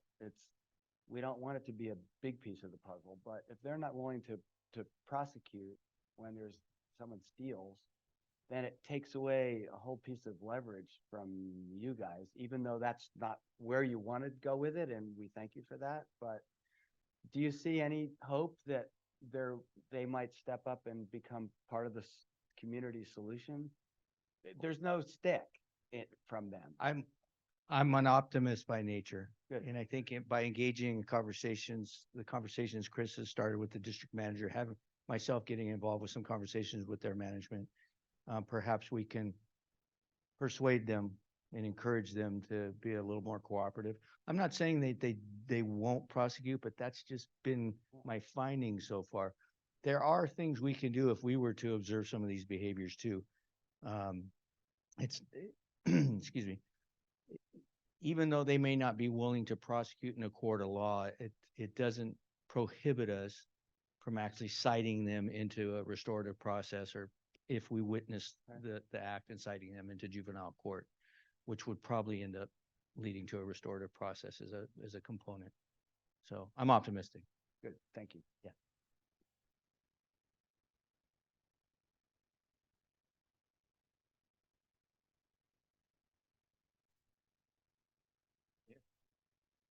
Thank you for taking this comment. I think I've got 4 points I'll try to get through quickly. The first is, as a campus supervisor here, I want to say I very much appreciate all the support the school gets from the Sebastopol Police Department. Another thing is that. David, please speak up. I can't hear you. Okay, is that better? Yes. Thank you very much for the police department for all the support they give the Annalee School. The second one is, it's not just the police department that sometimes doesn't get the full cooperation from Safeway. That's a problem that the school has also. That just briefly, one example, yesterday we got a call, the office got a call from Safeway saying there were some problems with students during school time doing things, shoplifting specifically. The person would not leave their name. There wasn't any opportunity to follow up and, for example, get a photo from their security cameras so that we could better identify the person. So, and that's been a long time problem, is my understanding. It's been a problem in years past. I appreciate the point that a lot of these problems are happening after school. And I think there's been sometimes a sense of, well, if it's happening after school, that's something that the district can't do anything about then. But I think it's the goal of this district that what we do in school even though we don't have control over students at that point, that what we do in school is something that carries over to their behavior outside of school as well. And that we find ways to encourage that. And my fourth point is that while we're talking tonight about Safeway, these problems with students being off campus and how they behave after school is not a problem specific or limited just to Safeway. It happens in other parts of the city as well, skate park being one of them. Thank you very much. Did you want to clarify anything? No, I'm just going to add that in my conversation with the district manager, the idea of a security guard is at the, how did he call it? I would just say with the higher ups. His region, I asked him, where's your region? He said from Sonoma County all the way up to Crescent City. So that's somewhere living in Safeway's executive management team in terms of whether or not they're gonna make that decision. When I did address the concern that the officers explained today of them not choosing to press charges, that's not a known Safeway policy from this district manager's perspective. So he said, I need to look further into that. So we don't know if that's just an internal decision that's being made.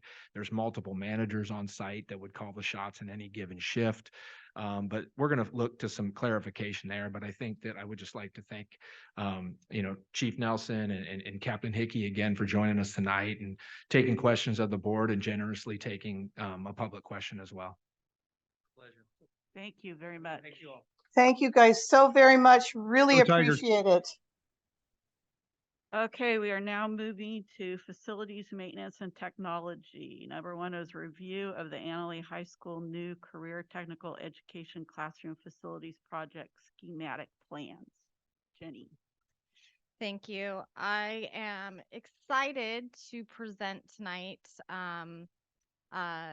the schematic plans, and Kevin Chapin with QKA, Steve Fox also in the audience. We're going to bring up a PowerPoint presentation. We've been busy working on the first iteration of the plans. There's 3 phases: schematic, design development, and then construction administration. So this is basically that first version. And then we all kind of disappear after a little while and come back with some construction documents. So I'm going to pull this up. I'm playing double duty. I'm doing tech and presentation. So give me a second.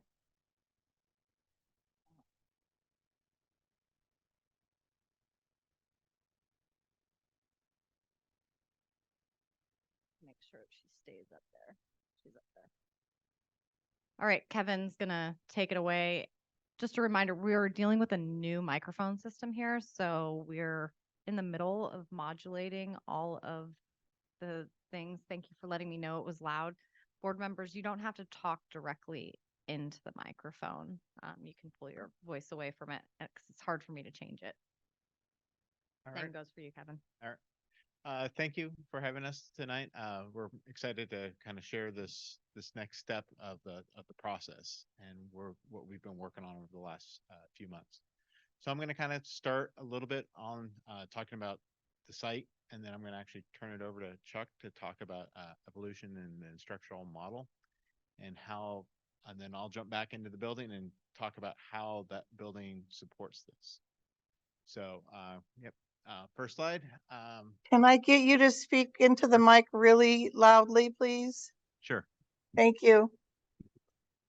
All right. That better? Yes. All right. So on the site plan, it's dotted in black is the area that we're actually going to be working. So we're planning on removing a few buildings. It's the buildings that we're planning on removing are the current makers, the one portable that's there, as well as the greenhouse, and as well as the fencing around the auto shop. However, the auto shop building and Annex 1 and 2 are going to remain as is. And so they'll still be here. Kind of give an idea of what we're looking at. This is kind of still real preliminary on site layout. The buildings are placed kind of where we want them to be, but for the landscaping, what we're trying to do with the landscaping is really extend the student area out towards the west. So we're trying to play off the same kind of concrete and paving that's in the quad and trying to pull that over towards the western buildings and really create some more student gathering spaces.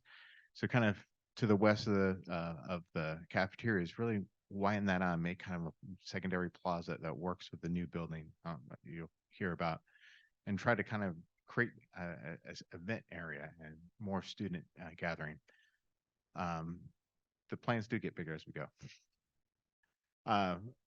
Even though we're doing all that, the emergency vehicle access that will still remain, but it'll be incorporated in with all the paving. So it becomes more of a secondary use than a first use. And we plan to put in a gate there for the EVA so that there is not a thoroughfare during the school day. Okay, we want to go to the next one, and I'll turn over to Chuck.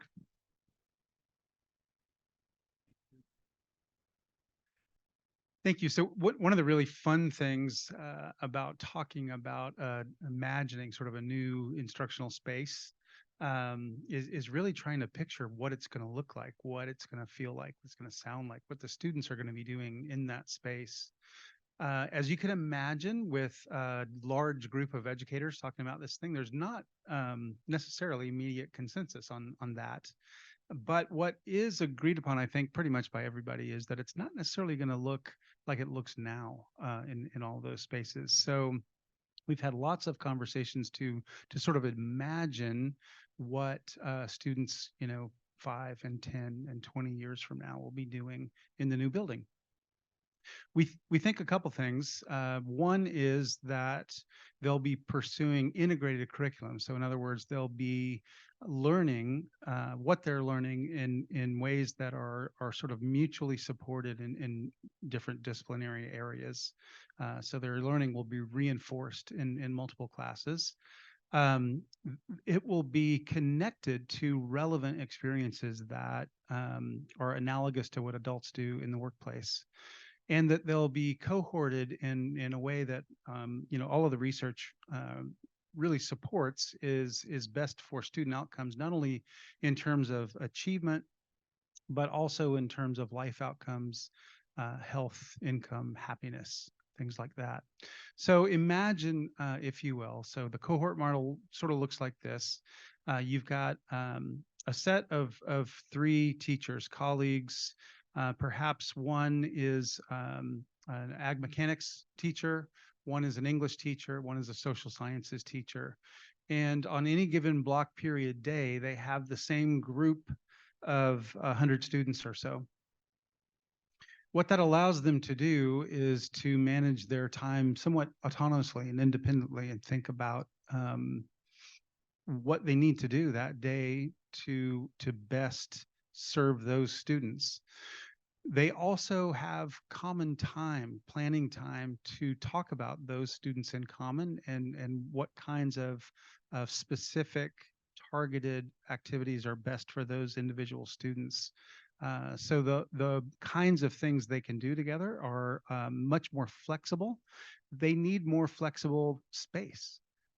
So the kinds of renderings and diagrams you're going to see in a minute represent this kind of modular and flexible space that can be used in multiple ways and multiple different kinds of disciplines pushing into and using this kind of space very flexibly.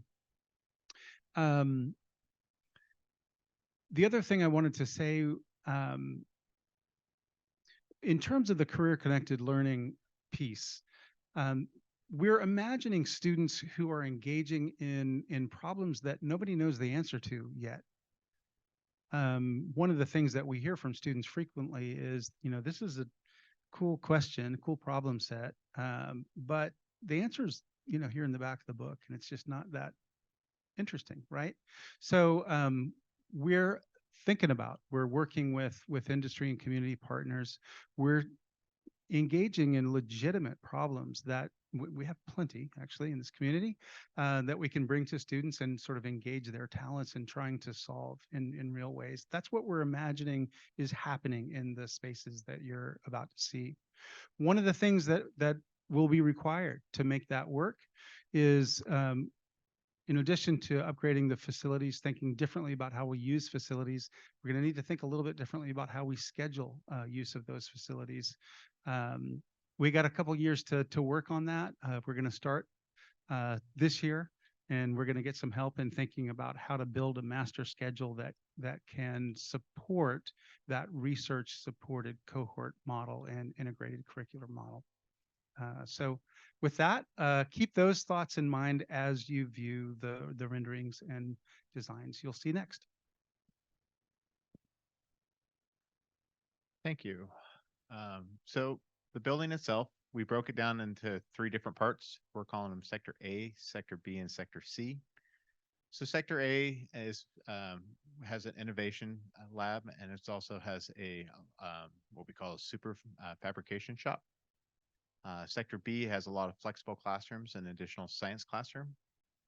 Sector C is culinary and some flexible spaces as well. So the greens, Sector A, Sector B is the blue, and Sector C is the orange on the bottom. All these plans, north is up, so Eddy Lane's to the north, High School Road's over to the left, and the cafeteria is directly to your south, and the wood shop's to your right. Next slide.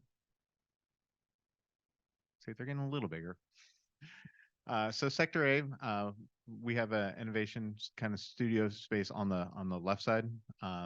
We're designing this so it really works hand in hand with the space on the right side. We're trying to get a connection both visually and like a door and windows between it, so an instructor can be on one side and still see in the other. The lab is really the super fabrication studio is really set up. We're designing it to hold multiple different functions of it. Instead of just being a pure replacement of the CTE for makers, we want to make sure that it works for ag mechanics. We want to make sure makers 2.0. We want to make sure that it can fit another industry in there, like a mechanical mass production kind of class. And being able to have that kind of classroom over on the left side that supports that. So if there's dust and stuff in the shop, you have computers and you can work in kind of a desk-free zone next to it in that other shop. Also in this building, we have a little collaboration room down there on the bottom right side. So say a student hasn't passed their safety exam, they can still be in there working on a computer and working towards getting their approval. And the teacher still has that direct view to see what they're doing in there. Could also be where a couple students pull out and are working on a whiteboard or something to try to solve a problem that's outside the noisier shop space. So having kind of that little bit of collaboration space.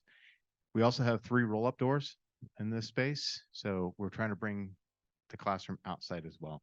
So we're trying to create some areas where projects can also be rolled out and have a larger work area outside as well. We also have a couple other spaces over there with electrical storage and a staff restroom. So we have a few other things in there. Yes. It's always important. Next slide.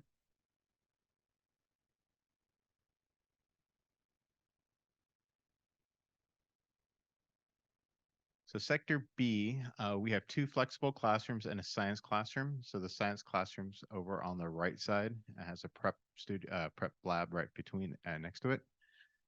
This primarily is going to support a lot of the ag sciences. So ag, I can't even begin to name all of them.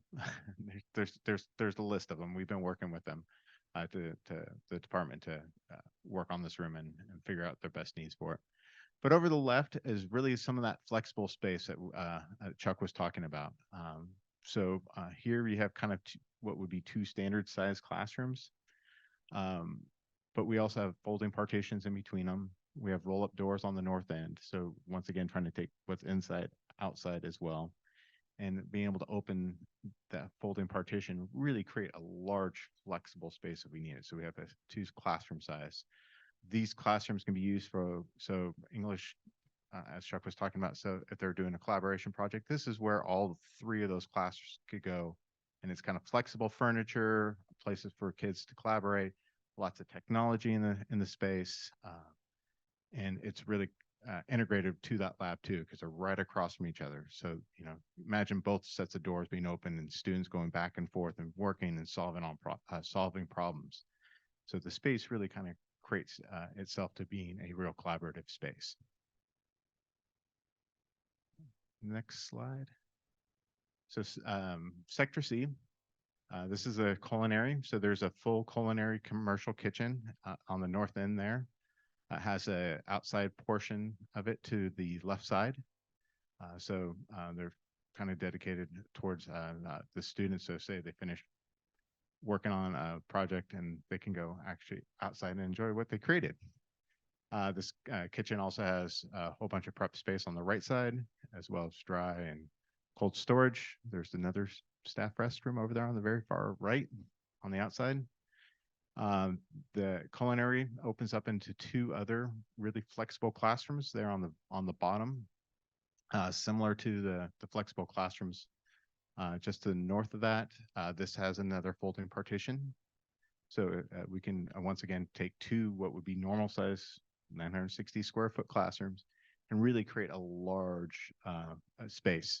So you could think of this as, if it's next to culinary, maybe this becomes a hospitality CTE space where it becomes a mock kitchen or mock restaurant. And so there's lots of different uses to it. You could also day use it as a culinary classroom and learn about what they're going to go do in the actual lab space. Unlike this classrooms to the north, these classrooms actually have folding partition doors. So once again, but we want to create large areas to open up to. So where this is located, these folding doors would open up to that plaza that comes from the west side of the culinary or the current cafeteria. So you can really kind of create a large kind of event center and have a great events there because you have this two classroom volume plus the whole outside plus the cafeteria. So it really becomes a real usable space. Then lastly, over on the left side of it is a large 8-person gender neutral restroom. Any questions about the layouts before I move on to stuff? On the right, those are storage. So cold storage and dry storage.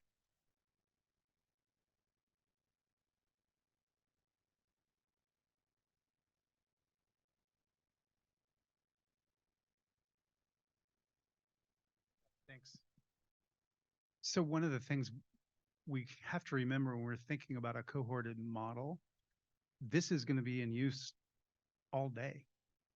So we don't really need to think about a model where we have to have 30 kids doing the same thing at the same time. So we can be much more flexible with that space because instruction will look a little bit different. So we can have different groups of students moving through this space at different times, doing different kinds of projects if we want to. They're actually going to be working on actual client work. All right, we'll go to some of the fun stuff here now. So we started looking in what kind of building inspirations we have. And one thing about Annalee, I mean, there's no defined architectural trend. I mean, you look at the main building, it's beautiful Art Deco building, but there's nothing else on the campus that matches it.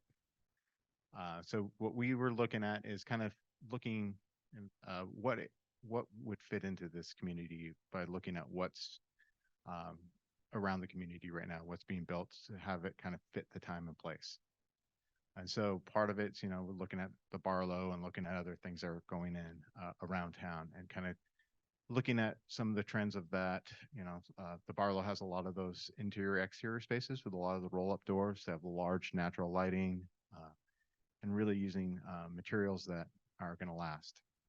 So I'm going to go to the next one. Just a couple more photos. Kind of, like I said, trying to bring the indoor, outdoor, and trying to take advantage of the weather that we do have here in Northern California.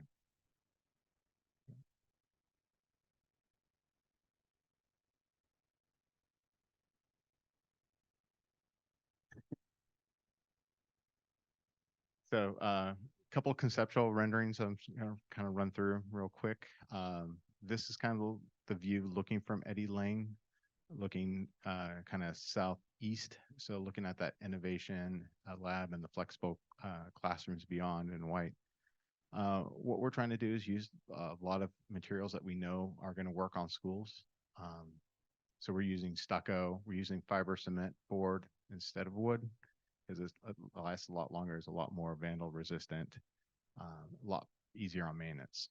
You just have to paint it. You don't have to worry about dry rot and whatnot on it. Metal roofs that are going to last, 50 plus years, and you don't have to replace them every 25 years. So we're trying to use materials that not only fit into the community, but are going to be easy for maintenance to maintain.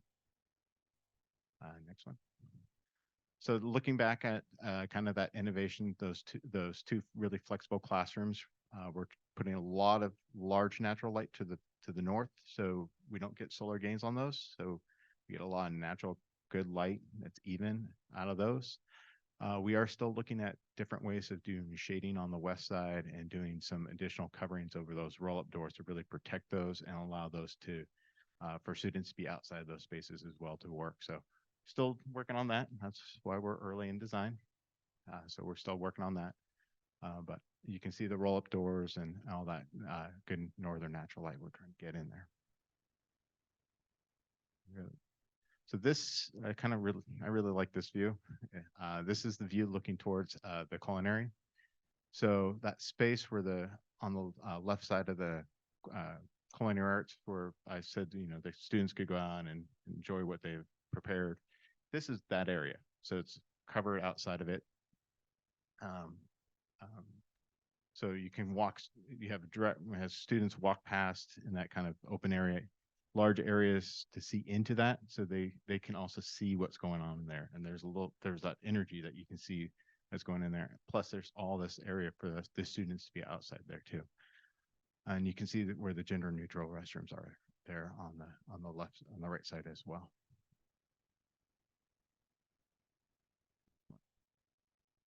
And this is looking towards that super fabrication shop. Those are the roll-up doors that are on the left side. We're still looking and trying to design how to cover those and bring some more workspace outside as well. We want to take spaces in between there to put in concrete benches or some kind of bench seating to allow for students to sit out there and talk and work on problems and really create outdoor learning spaces and spaces for them to work at. We got one more here. And then this is kind of a bird's eye view of what the facility would look like with the 3 different sectors. You can see the wood shop beyond, and then the cafeteria to the south. And so you can, with that culinary there being on the south, you can start to see that big open plaza that you can get there coming out of the cafeteria and from those flexible classrooms and how it becomes a really usable space. And same thing in between B and A, we have this opened area that can really be open and students can walk between the two. And when you have multiple classes going, there will be multiple areas for students to break down into smaller groups and work collaboratively. And you'll notice near the cafeteria, the intention is to remove the cinder wall. Yeah. To allow for a more of a central gathering area and an event space. There are still some road access that we need in order to drop off dry food for both dry and cold food for the kitchen, because the kitchen is right next door in their delivery bay, but we've made that part like the no man's land, but it could still flow, for lack of a better word. But the idea, like Jenny said earlier, is to have gates and really block off vehicles for the most part and allow the students to kind of take over that space during the school day.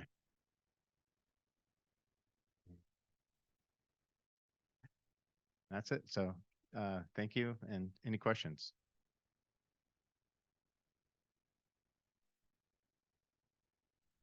My first question actually ties right into that.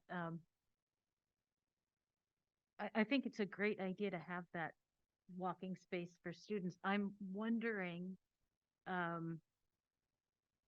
do deliveries happen during the day? And would you have to change the way deliveries are for that? And then also, is that the same area that the school buses go through? And is there a plan to have them go someplace else? Great questions. Yes, deliveries happen kind of all over the place. If you guys are familiar with the property, that's currently where the recycle dumpsters are. That would egress directly in, and then there's the cinder wall around it. That's where we receive our deliveries. We're looking at relocating the recycle area because who wants to have that there with this pretty new facility?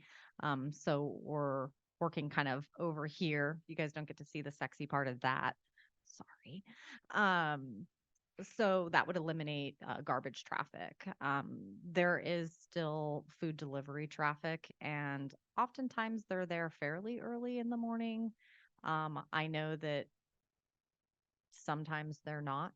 And so we'll have to navigate that piece with vendors, but it'll be easier because we'll have a locked gate.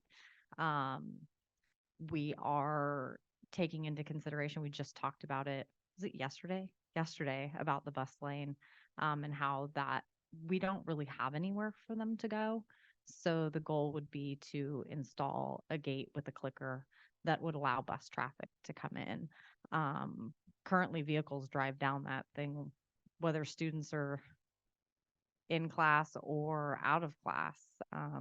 So I think this would be quite an improvement. Will it be perfect? No, because it is an EVA, which is emergency vehicle access, but the intent would be to close it off to the general traffic and bicyclists that seem to think that's just a city street sometimes. I mean, a lot more than sometimes, like a lot. And we also have to account for, this won't be, there's not too many teachers here. We will be eliminating a lot of parking also along that road. That it'll be part of the how we integrate that piece. We aren't going to want vehicles parking along there, but we'll have to account for that elsewhere on campus. And we're working through that. Okay, so that's a challenge. Oh, there's that we're not talking- challenges, but you're already yeah. on it. So that's. I mean, there's a trickle effect for sure. Yeah. And we're thinking about those things because obviously we need to account for staff parking. And then I have two other questions. I really appreciate the metal roofing. I know we're not in a super high fire zone right here, but that's the way to go. When there's embers, you want to have a metal roof. So that's good for the longevity of the building. And then what about insulation? There's all the windows. Is there passive heating? Can there be installed blinds that can, motorized blinds or some way to shade it so it doesn't get overheated when the sun is shining in? What are the plans for heating and cooling? We can do shading any way we can, but for the window treatments, the best way to keep it off that we're still working on, especially on the south side, is to try to keep the sun directly off the glazing. So we're still trying to figure out how to shade those. As far as energy and insulation, we always try to design towards LEED certification, or CHIPS is more what schools use. It's similar to LEED, but it's designed towards schools. but the California Energy Code is pretty progressive compared to the rest of the country. And so the basic code is almost gets you to that level at this point. So we have to do energy modeling as part of this. We have to make sure we're meeting all the Title 24 requirements. And so we'll do energy modeling, daylighting kind of analysis to see where we land on those. Thank you. And if I can just touch on that one bit further, we talked a little bit earlier about our climate resolution that was passed in 2018, and I was here when that was passed. And a lot of the bullet points in there are reflective of how we will deal with facilities going forward. And I just want to echo, because I was going to say weren't going to touch on it. California Building Code of Regulations, Title 24, which is the energy code, DSA, all the standards that we are held to with building for schools. Plus, we want to meet or exceed that when we're talking with our mechanical engineers and all of our building disciplines. We are constantly on the verge of the cutting edge technology for building facilities, not only because it's good for the environment, because it makes sense. So, there are a couple little things that I'd love you to touch on. Part of the Code of Regulations requires us to have charging stations for vehicles. It will require us to have everything solar ready. There are certain things that we have to do to prepare any new facility for the future. So, our team of consultants is very aware of the code. And then if they were to miss something, you believe DSA is going to pick it up and make us do it. This building also, this building will also be required to be commissioned, which is part of the code, which makes sure the building is operating optimally per its design.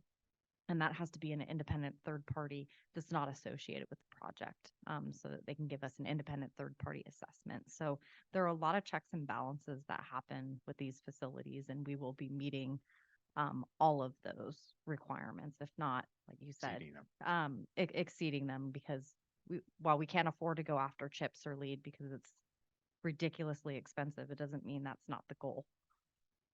Yeah, we can design towards them, and we just don't do the paperwork, and that costs all the money to do it. Right, like the organic farms. Along those same lines, can we get to net Microphone. zero energy with this project? And at what point is that required? It's in the code, it's out there in the Getting code. there. Yeah. So the California Building Code probably in the next couple cycles will require it. Yeah. But it's not quite there at this point. And if this is a 50-year building, isn't it something we should try to do? We can aim towards it to see what we can do to. What was the question? Can we get to net zero energy with this building project? We'd have to look at all the different systems, go, full electric, probably would have to offset with possibly even more solar than what's currently out there. It's all possible. It all depends how much the budget wants to go, because to get to that, the construction budget still hasn't caught up to that. So there is definitely some more costs that go along to get to net zero at this point. Yeah, and to touch on that point, if that's the direction of the board, or tonight is not an action item, it's a discussion item. If that's an interest of the board, you should probably direct us to do that sooner rather than later. And we should come back to you with some really live numbers of what that could mean to the totality of the project budget. We're getting towards the point where we're not going to have a lot more projects to do, and there are a lot more projects to do. So I get the idea of net zero, but I also want to be cognizant of the facility needs far exceed the funds available. I'd like to discuss that in the near future. Yeah, Yeah. me too. I think that becomes a bit cost prohibitive, unfortunately, Lewis. Maybe not, actually. Let's talk about It's it. a future. It's the technology, solar's changing so fast that we should look at it.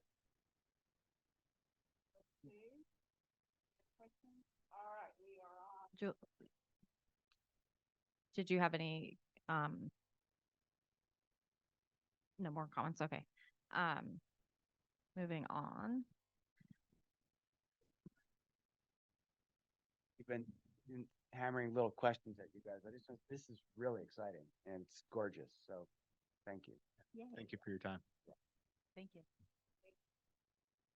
I'm going to be super quick with my item tonight for the Measure A bond and budget project updates. For the majority of the projects, I have no update. We are still in DSA. We're just sitting there hanging out, waiting for them to finish their review.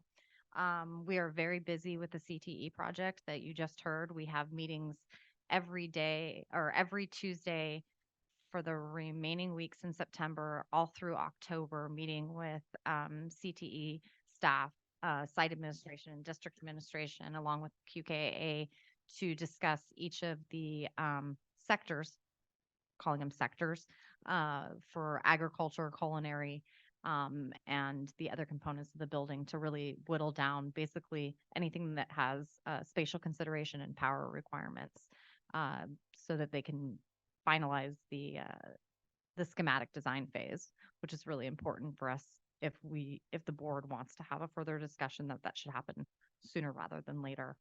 I have not yet had a chance to update all of the bond project updates, partially just because I haven't had time. We have a lot going on with this larger construction project and just wrapping up other things and the fun parts of starting at the school. So I truly hope to have this in a place where we can go over the revised project expenses for you in October. And then hopefully I'll have some more good news about the status of projects in DSA. So happy to answer any questions.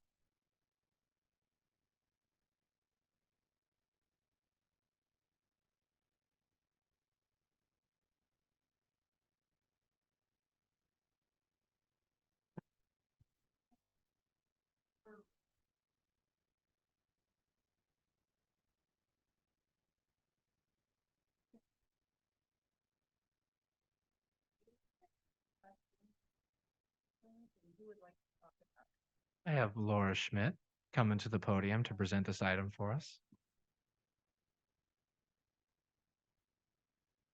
Hello, good evening. So I presented last October about this plan, which is an annual plan to help us get our metrics for special education in order. And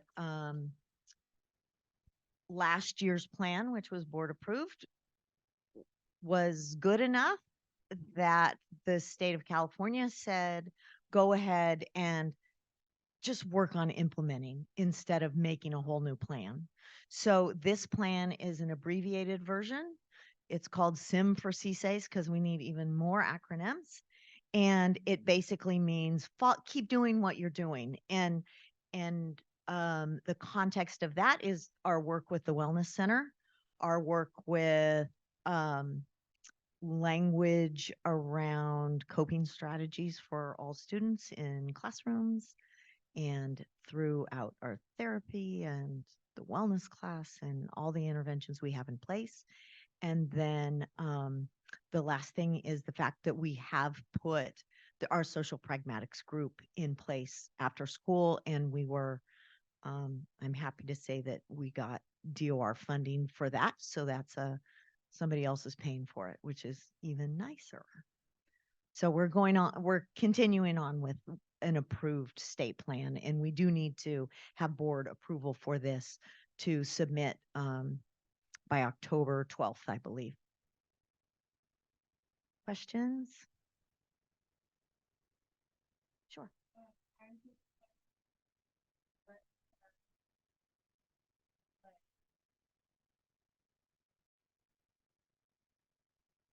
So we should have brought it out. I have the every feeder school does give us by student name. Here's the kids that need math support. Here's the kids we recommend for academic support. One of the things is here's the kids who we recommend for social emotional supports. And most of the kids are even high need, low need, middle need. And we have that list that we have also put together with already students with attendance issues. So the last thing is next week, we'll be able to put first progress report grades together. We've met as impact teams, and then we're sort of prioritizing and making sure that none of the kids are falling through the cracks. You nailed it. I'm looking at what you sent me. I know you said you wish you'd have brought it out, but you didn't miss anything. Thank you. Okay, you're you're welcome. Anyway, I feel like we're really on ninth grade needs, and we're all very clear that if you get too far into the semester without catching kids, then they feel like they're in a pit that they can't get out of. And so there's a lot of people looking at that list and doing outreach to kids who are there on the edge. So say somebody's, cut 3 or 4 classes, and one of the kids on our list, then we're reaching out to give them a tour and have them meet the people that they need to meet. And anyway, in the next few weeks, that's a big priority. Thank you, Laura. Any other questions for Laura? We need to vote. Sean. Louis? Debbie? Jeannie? And perfect. You say aye? Jeannie? Oh, she's muted.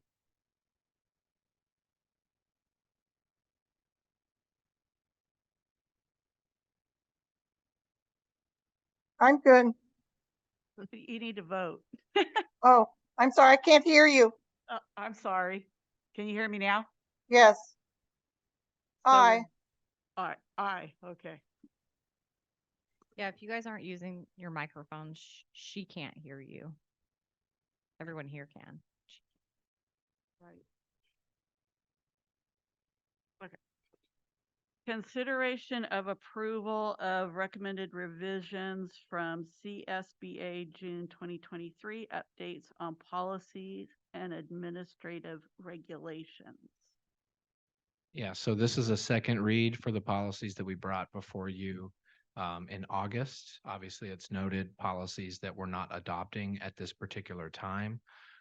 Those policies, we're working on ensuring that the district has all of our processes that would be in alignment with those policies. So I'll take any questions from the board at this time. I'd like to move that we approve the recommended revisions of the CSBA updates. Do I have a second? Any questions? Okay, we can vote. Karis? Aye. Sean? Aye. Louis? Debbie? Jeannie? Aye. Aye. Okay, public hearing on sufficiency and insufficiency of instructional materials. Are you presenting on that, Chris? So at this time, it's an opportunity for the public to provide any input on sufficiency of instructional materials at both Laguna and Annalee High School. Comments, concerns?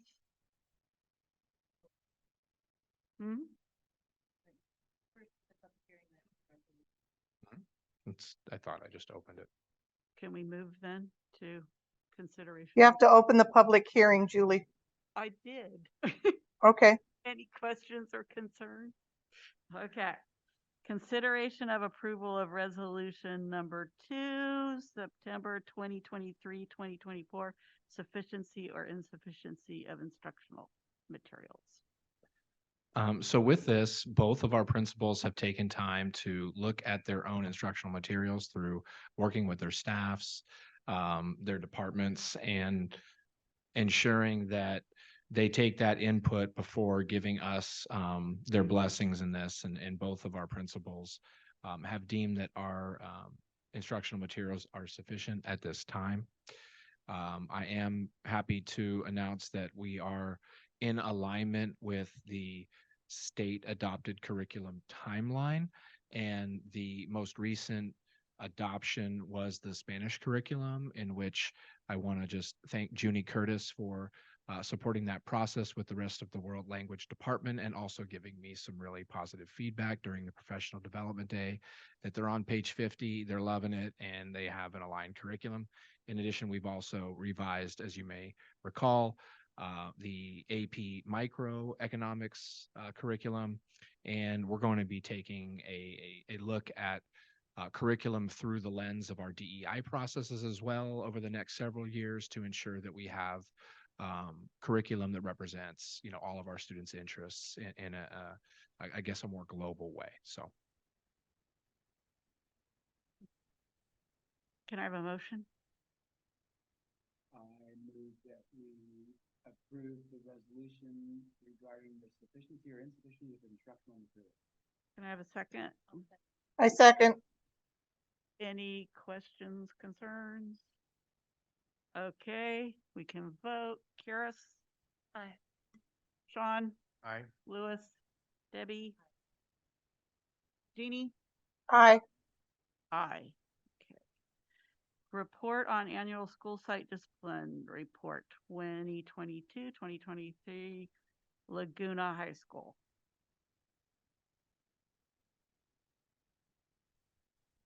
So this report just reflects the discipline in terms of numbers as reflected in the code we use within the ARIES system, which is associated with educational code, but you can see just the general categories in which this discipline is documented.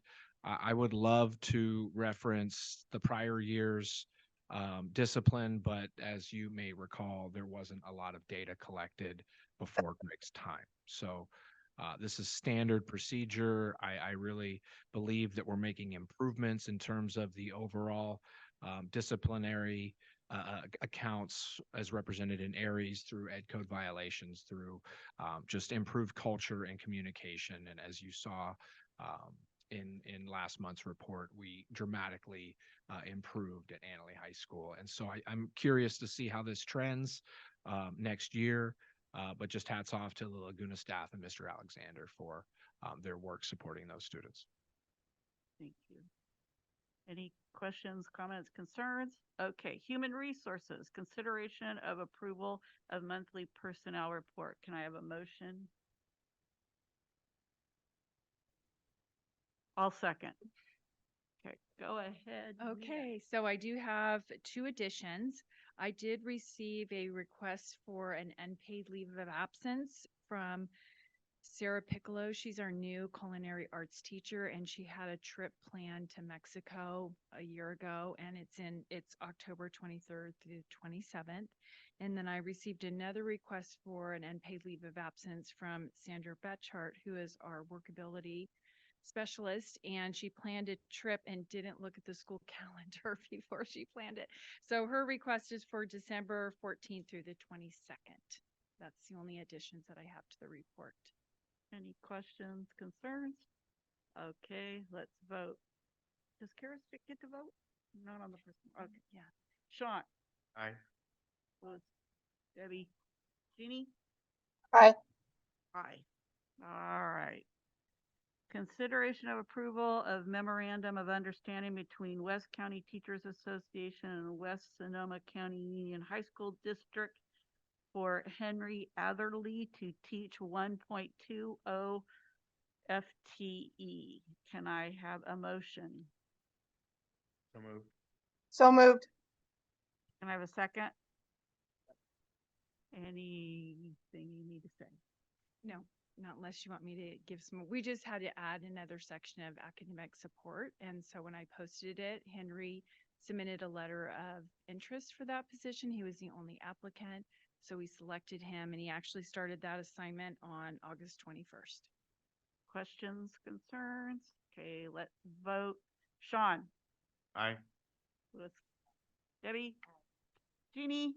Aye. Aye. Okay, consideration to approve the intent to hire Alma Diaz, Roman 1.0 full-time with a provisional internship permit as a Spanish teacher for Annalee High School. Can I have a motion? Second, Aye. thank you. Mia, anything you need to say? I don't need to add anything. I was pretty detailed in the cover sheet unless anybody has any questions. Any questions, concerns? Okay, Sean, Aye. Louis, Debbie, Jeannie? Aye. Aye. Okay. Consideration and adoption of the successor contract proposals to the West Sonoma County Teachers Association by the West Sonoma County Union High School District and public hearing. So I recommend that we first open up public hearing on this. Okay, go ahead. You want me to?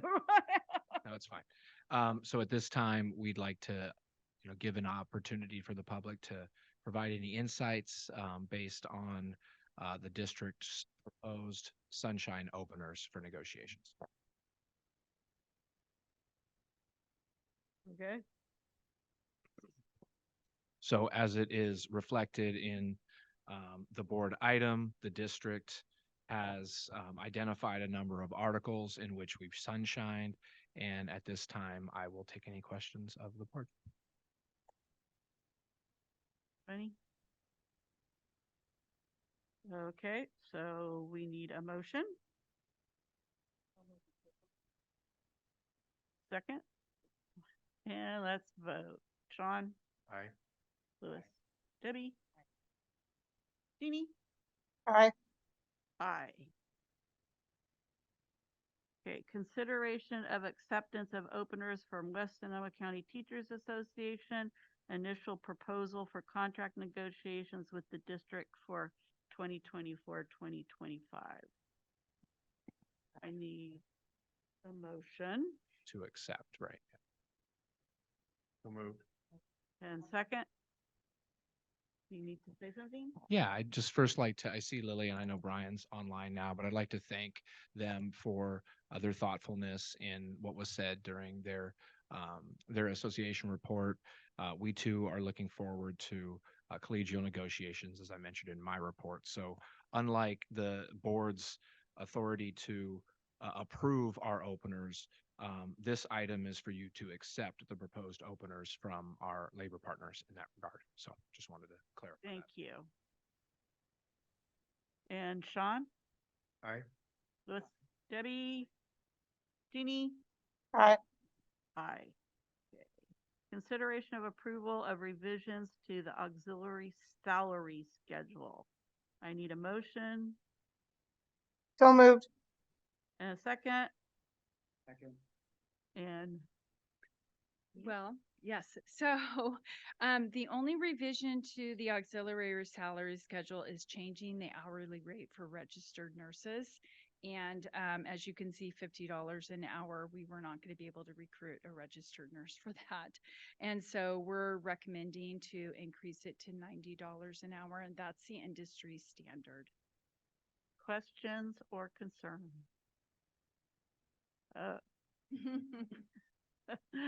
Sean? Aye. Louis? Debbie? Jeannie? Aye. Aye. Consideration of approval of memorandum of understanding between West Sonoma County Teachers Association and West Sonoma County Union High School District. Nikolai Stoll to teach 1.20 FTE. I need a motion. So moved. Second. Second. Mia, you want to tell us about that? I just wanted to say that, Brian mentioned this in his report, and this did come out of our class size meeting. And so we added the biology section, and Nick Stoll was the applicant that applied, and he started that assignment on August 30th. Questions, concerns? I do understand what the teachers were talking about having that be really difficult. I can just imagine what that's like when you kind of have to switch kids like that. So I just wanted to acknowledge that. Sean? Aye. Louis? Debbie? Jeannie? Aye. Aye.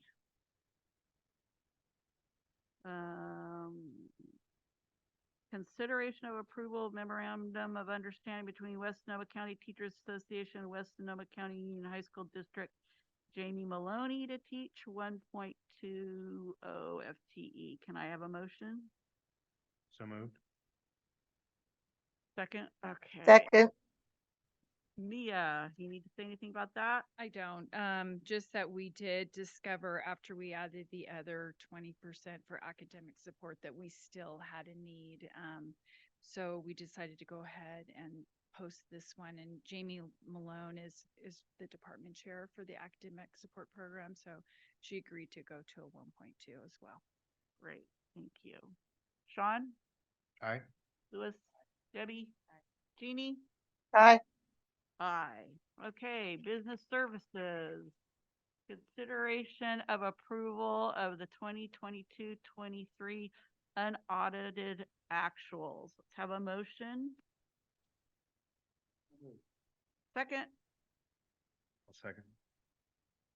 Okay. All right, well, good evening. And so as we look at the unaudited actuals, this is where we're at as of what actually happened last year throughout our budget cycle from where we started to where we ended on June 30th of 23. So we're looking at this is taking the picture to where the estimated actuals were of what we looked at budget, development, and approval, adoption. That estimated actuals was what was our revised budget at that time, and then comparing to where now we actually finished. So revenue did trend fairly in line with everything. It was less than 1% variance. We had revenue in about just $200,000 over to where we had budgeted. Expenditures, the expected budget that was budgeted into where we actually ended. We ended almost 1.8 less, 1.8 million less than what we had originally budgeted, and that's about 6% variance. And when we look at last year, where unaudited actuals were the variance between estimated and unaudited, that was about 7%. So we're doing better and really looking at what is happening within the budget, and really getting that budget in line to what is actually happening. So my goal for next year is to kind of continue to evaluate the budget, and more so in May, and look to where we can make the adjustments to see to not have such a wide variance. I'd like to get that to closer to at least 3% variance between where we budgeted, the final revision, and then to what we actually did. So we're really looking at that budget to really make it as a tool to understand where we're at financially. The district continues to meet the 3% reserve for economic uncertainties. We ended with an unappropriated fund balance of about $4.8 million. And those are real, true, unrestricted general fund dollars that can be used for future program needs to support student achievement. And so tonight, we recommend the adoption of the unaudited actuals. Just so we look quickly there at the summary for the revenue, you see where we had $34.7 million, and throughout the years we do those budget revisions starting at first interim and adding back the unearned revenue sources that we have. We're getting to that $33.4 million. And so we did a really good job there this year of really maintaining and projecting where revenue is. So that was very good. A lot of the revenue that came in were within taxes that came in and higher, the redevelopment fees that the state provides, the billing services. Interest was higher this year. We had originally had about $25,000 based off of past what was happening. It came in over $100,000 with interest. And then some of those title funds and stuff that kind of get added back in throughout the year. We move on to expenditures and to what has happened. You see kind of where the salaries were pretty well in line with what was budgeted to where we actually ended. We had some expected expenditures that we had budgeted for within books and supplies, and then within the services. That's kind of where the majority of the expenditures didn't occur.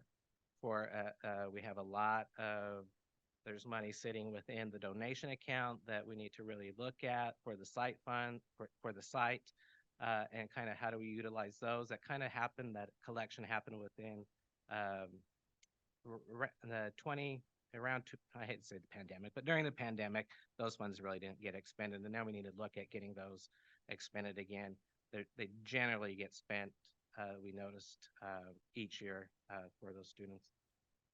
So as we look at that, and then we have really some savings, not savings, is that we had budgeted. We don't know what's happening with special ed costs related to MPS, MPA, and what we're going to need throughout the year. We're starting to really continue to track the students. Where are we at? We're seeing the trend of we have about 17 students each year now that are in MPS schools. So what are those? You know, one comes in, one goes out. So we're hovering around about 17. So we can kind of maybe hedge our budgeting towards that 17 and maybe not have such a large cushion, but we need to make sure that we do have that set aside there too. And we do have the set aside within the ending fund balance of that 500,000. So we know that we'd be able to carry that forward if need be. But we want to just make sure, do we have some good trend analysis to establish that special ed budget and really moving forward that multi-year projection for special ed, where are we at and how understanding that. So working a great deal with Laura on that, and she knows doing a great job in managing special ed. Can I ask a question? Yeah. So are you saying that services, other operating expenditures, the nearly 1 million that we did not spend? Use your microphone. I think people want to hear. Yes, sorry. The services and other operating expenditures, the nearly 1 million that we did not spend, it was a portion of that money that was earmarked for potential non-public school, special ed. That's Yeah. okay. Yeah, so we had the special ed, there was some savings in property and liability insurance that, you know, they had said you're gonna get a 24% increase last year. And so we budgeted for a 24% increase, but it really didn't come in at that. So it came in lower, so there was probably about a $30,000 expenditure savings there. That was a true savings. And then kind of also aligned, looking at the utilities. Utilities fluctuated so largely last year. So we're trying to really get a grip on, you know, what is happening over the past few years. So we have, for the first year where we're at, last year we were even better to really tracking those. This year we've even gotten better at what are those accounts and what services are tied to those accounts. So that we have a tracking and we can see, okay, this meter over here is costing us this meter over here is costing us that. So we're really looking at that to be able to build a trend analysis of what's really happening. And then actually grant funds come in. As the grant funds come in that really don't get budgeted out, they get budgeted and parked in the 5,000s. And then for like CTE, we receive the funds or we receive the grant award, and then we park it over there in the 5,000s until they decide where they're going to allocate it. And then if it doesn't get used that year, it kind of just gets adjusted out because it's an unearned revenue account. So that money has to balance the revenue and expenditures for the year. So it kind of looks like, oh, well, you had $150,000 budgeted, but you didn't spend it. So that 150,000 says, oh, there's your savings, 150,000.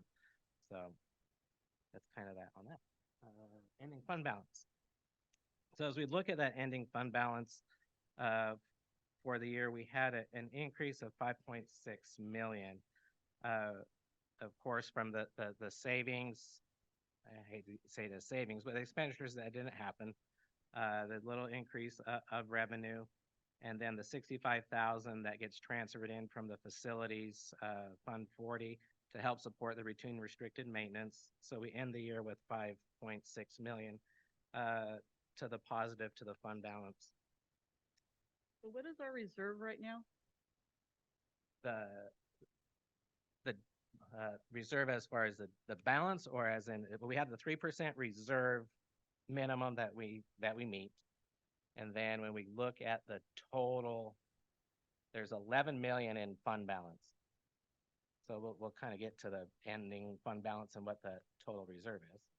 So, I mean, there's different ways of looking at it. There's $11 million, but then what is that 11 million and how is it restricted? So There's 875,000 in the 3% reserve. Yes, Isn't that the legal set aside? that is a legal set aside. Yeah. 875,000. So, bye, Karis. Bye, thank you.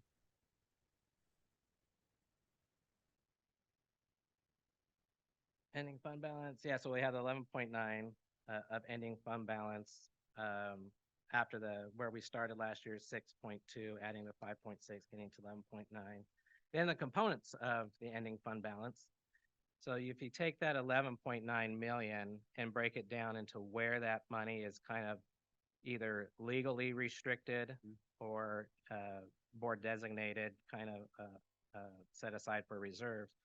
The 9,000 we have at Exchange Bank for our checking account and that we need. And then the 3% economic uncertainties that we're mandated to have by the state, the minimum reserve, that's 874,000, and that changes with expenditures. So whatever our expenditures are, we have to set aside 3%. The restricted program balance is almost 4.9 million. And if you look at the next page, page 7 of the slide deck, those restricted programs are what make up that 4.8. So that those funds are sitting in the ending fund balance and have to be used according to what those programs are. So you have extended learning opportunity program. That's money that is generated from the consortium for the ELOP program. That's their kitchen infrastructure program and training. Those funds have been designated by legislatures. We're going to give you funds for that, for this particular program. So we see that where that 4.8 million is, almost 4.9 million is sitting in restricted program balance. The LCFF supplemental funds that had a carryover fund, it's a quasi-restricted, meaning that it's still unrestricted dollars, but you can only use that money for your LCFF supplemental program. And then we have our designation for the reserve for textbooks for 200,000, a reserve for special ed 500,000. And then I did put in for the end of the year, the reserve for the Learning Recovery Emergency Block Grant reduction, for lack of a better term, that the state is going to recoup 195,000. So instead of leaving it in part of the fund balance, that really isn't there. So it is going to be taken out through apportionment. So we won't receive that 195,000. So that truly leaves us with $4.8 million in unrestricted general fund dollars to use for program and further enhancing, and student achievement and supporting program. Then for your,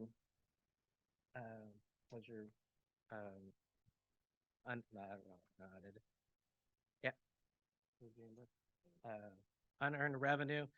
These funds will come back at first interim. They're not part of the fund balance per se on the sheets that you're looking at, but they are there. They're part of our cash balance. So they will come back and get budgeted again for first interim because their funds we reserved or received, but we hadn't had any expenditures against them, so they'll get rebooked.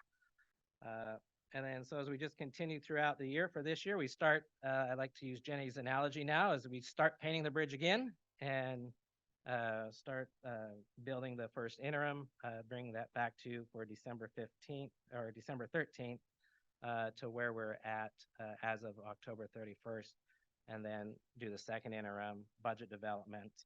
And then auditors will be here to review the fiscal year 23, finish out that audit for that year, and then that will come back to January, February for approval. Any questions? Any questions?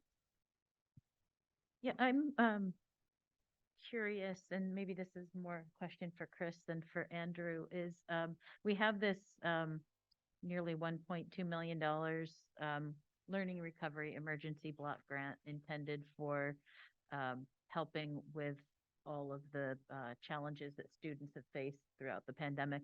And I'm wondering what sort of planning is going on programmatically to utilize those funds to help students get back on track. Well, I think there's a variety of different expenditures that we've used in terms of learning loss recovery, um, from sections to additional support. Uh, Andrew, help me out here. What have we expended this on in prior years as we got the grant, what, 2 years ago? Yeah, learning loss is going to go to your academic support programs, any additional materials that we needed to support student achievement. We purchased with some of the other dollars that we received, the Chromebooks and such to go back to one-to-one learning. Yeah. Well, I heard I went to David's one question devices. was also like, how are we actively planning? It's a nice chunk of change. It's almost 1.2 million. Are we actively looking at? Please use your microphones. I can't hear you. Actively looking at how we should be using that money this year and next year after to address that deficit. Yeah, I think a lot of that became, Learning deficit, yeah, I think not that became funding. clear through some of our LCAP processes and feedback as we exhaust some of those supplemental funds. Some of the same needs are apparent. So I think as we look to dovetail off of that, that's conversations that we're willing to engage in terms of active planning or building a plan around it. It's not required. So I think through those conversations and working with our site administrators and our labor partners, we can further identify ways to utilize those funds. But I can tell you in all transparency, in analyzing the budget and position control, we've used a lot of our one-time monies to pay for positions that we have currently existing in the district to, in lieu of eliminating or cutting additional positions to balance the budget and free up monies in the general fund, knowing that we're coming into a big year for negotiations. Yeah, but this is restricted money. But there are expenditures that we would normally provide. So we build on those, we add more, or look at kicking the can down the road on necessary adjustments in terms of balancing the budget to use those monies appropriately. So there's a lot of different ways that we can look at this. And you have to remember where we were from a fiscal standpoint coming out of the consolidation. So as Andrew and I continue to get our feet wet and really understand where we are in terms of the fiscal oversight in the multi-year projection, I think by all means, let's look at identifying other ways to utilize those funds. I mean, we're lucky to have them. It's a Exactly. gift, so we should just make Yeah. sure we use them. Right. And that's what we intend to do. And anecdotally, you really hear a lot about, and I think Lily wants to say something. You hear just how much kids are struggling, students are struggling across the board, not just here. And I think that the legislative intent of this fund wasn't to just keep the boat afloat. It was to do something extra for this group of kids. And I would love to, if there's nothing currently planned, I would love to see something planned to really help those kids. Well, we added 3 sections of academic support that we couldn't necessarily have built into the projected budget and FT allocation, and that's where we're funding those additional sections. So we are doing that, but I'm willing to continue to have more conversations to inform how we further spend those monies. So yeah. Okay, Please, Lily. Yep, sorry, Lily. Is this on? Yes. Okay. I'd like to see us return to having a site-based decision-making committee. It's in our contract that we engage collaboratively in making decisions about issues like this 1.5 million. But we also eliminated maybe 5-6 years ago our site, what do we call that? Our site council went away. There were some special funds that site council helped to allocate, and when those funds were gone, that committee just kind of disbanded. But it would be fabulous to bring that back as a committee that's leaning in on having discussions like this, so that there's a routine meeting of various stakeholders that want to give input. Like, I would love to see academic support for every single 9th grader, because we have this space in their 7-period day schedule for them to all have academic support as they adjust to the high school schedule. I would love to see this money go to reducing the size of all of our math classes, but particularly Math 1 and Math 2. Those classes should be below 25 students per 2-teacher ratio, so that the teacher can really address those needs, because math is an enormous place where we see problems with learning loss for students with IEPs, 504s, and English learners, but also just all students because they completely missed learning math 3 years ago. They missed learning what percentages are. They missed how negative numbers work. They missed how fractions work. And now they're trying to deal with how to graph a parabola. And so they're lost as far as the conceptual learning goes. So if we could reduce those class size numbers, but I think bringing that committee back so that we have a routine place to bring these discussions forward would be wonderful. Thank you. That's a good idea. Thank you, Lily. Ready to vote? Sean? Aye. Debbie? Jeannie? Aye. Aye. Okay, consideration of approval of resolution number 3, September 2023, 2024, in the matter of adopting the GAN limit. Can I have? I move that we approve the GAN limit. Okay, second? All right, the Go GAN ahead, limit Andrew. is a California Constitution thing that we need to do each year. So California Prop 4 was passed in 1979, approved by the voters to keep the state and local government spending, including school spending, capped at 1978-79 levels, adjusted for population and inflation.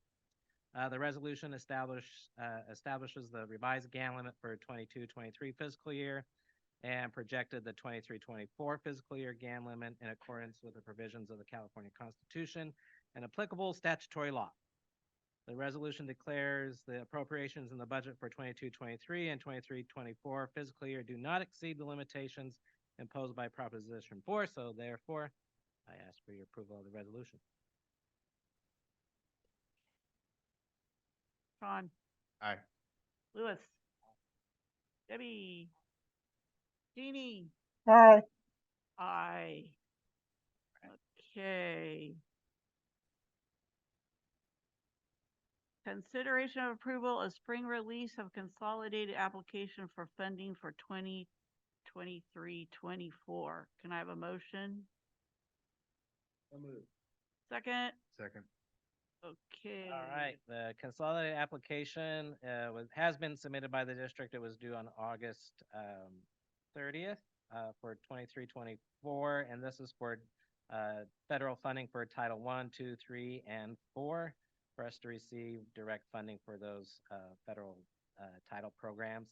Title 3 EL is actually part of the SCO consortium because per that regulation, if you don't receive X dollar amount, you need to be part of a consortium. So SCO runs that, and we can apply to receive funding.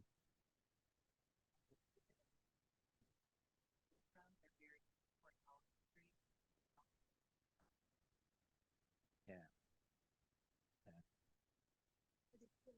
But it goes to the students that will be coming to us.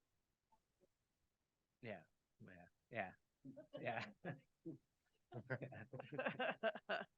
So we just need your approval that we have submitted the application to receive those title funds. Any other questions? Sean? Aye. Lewis? Debbie? Jeannie? Aye. Aye. Okay, and we are adjourned. Cut to the chase there. Night,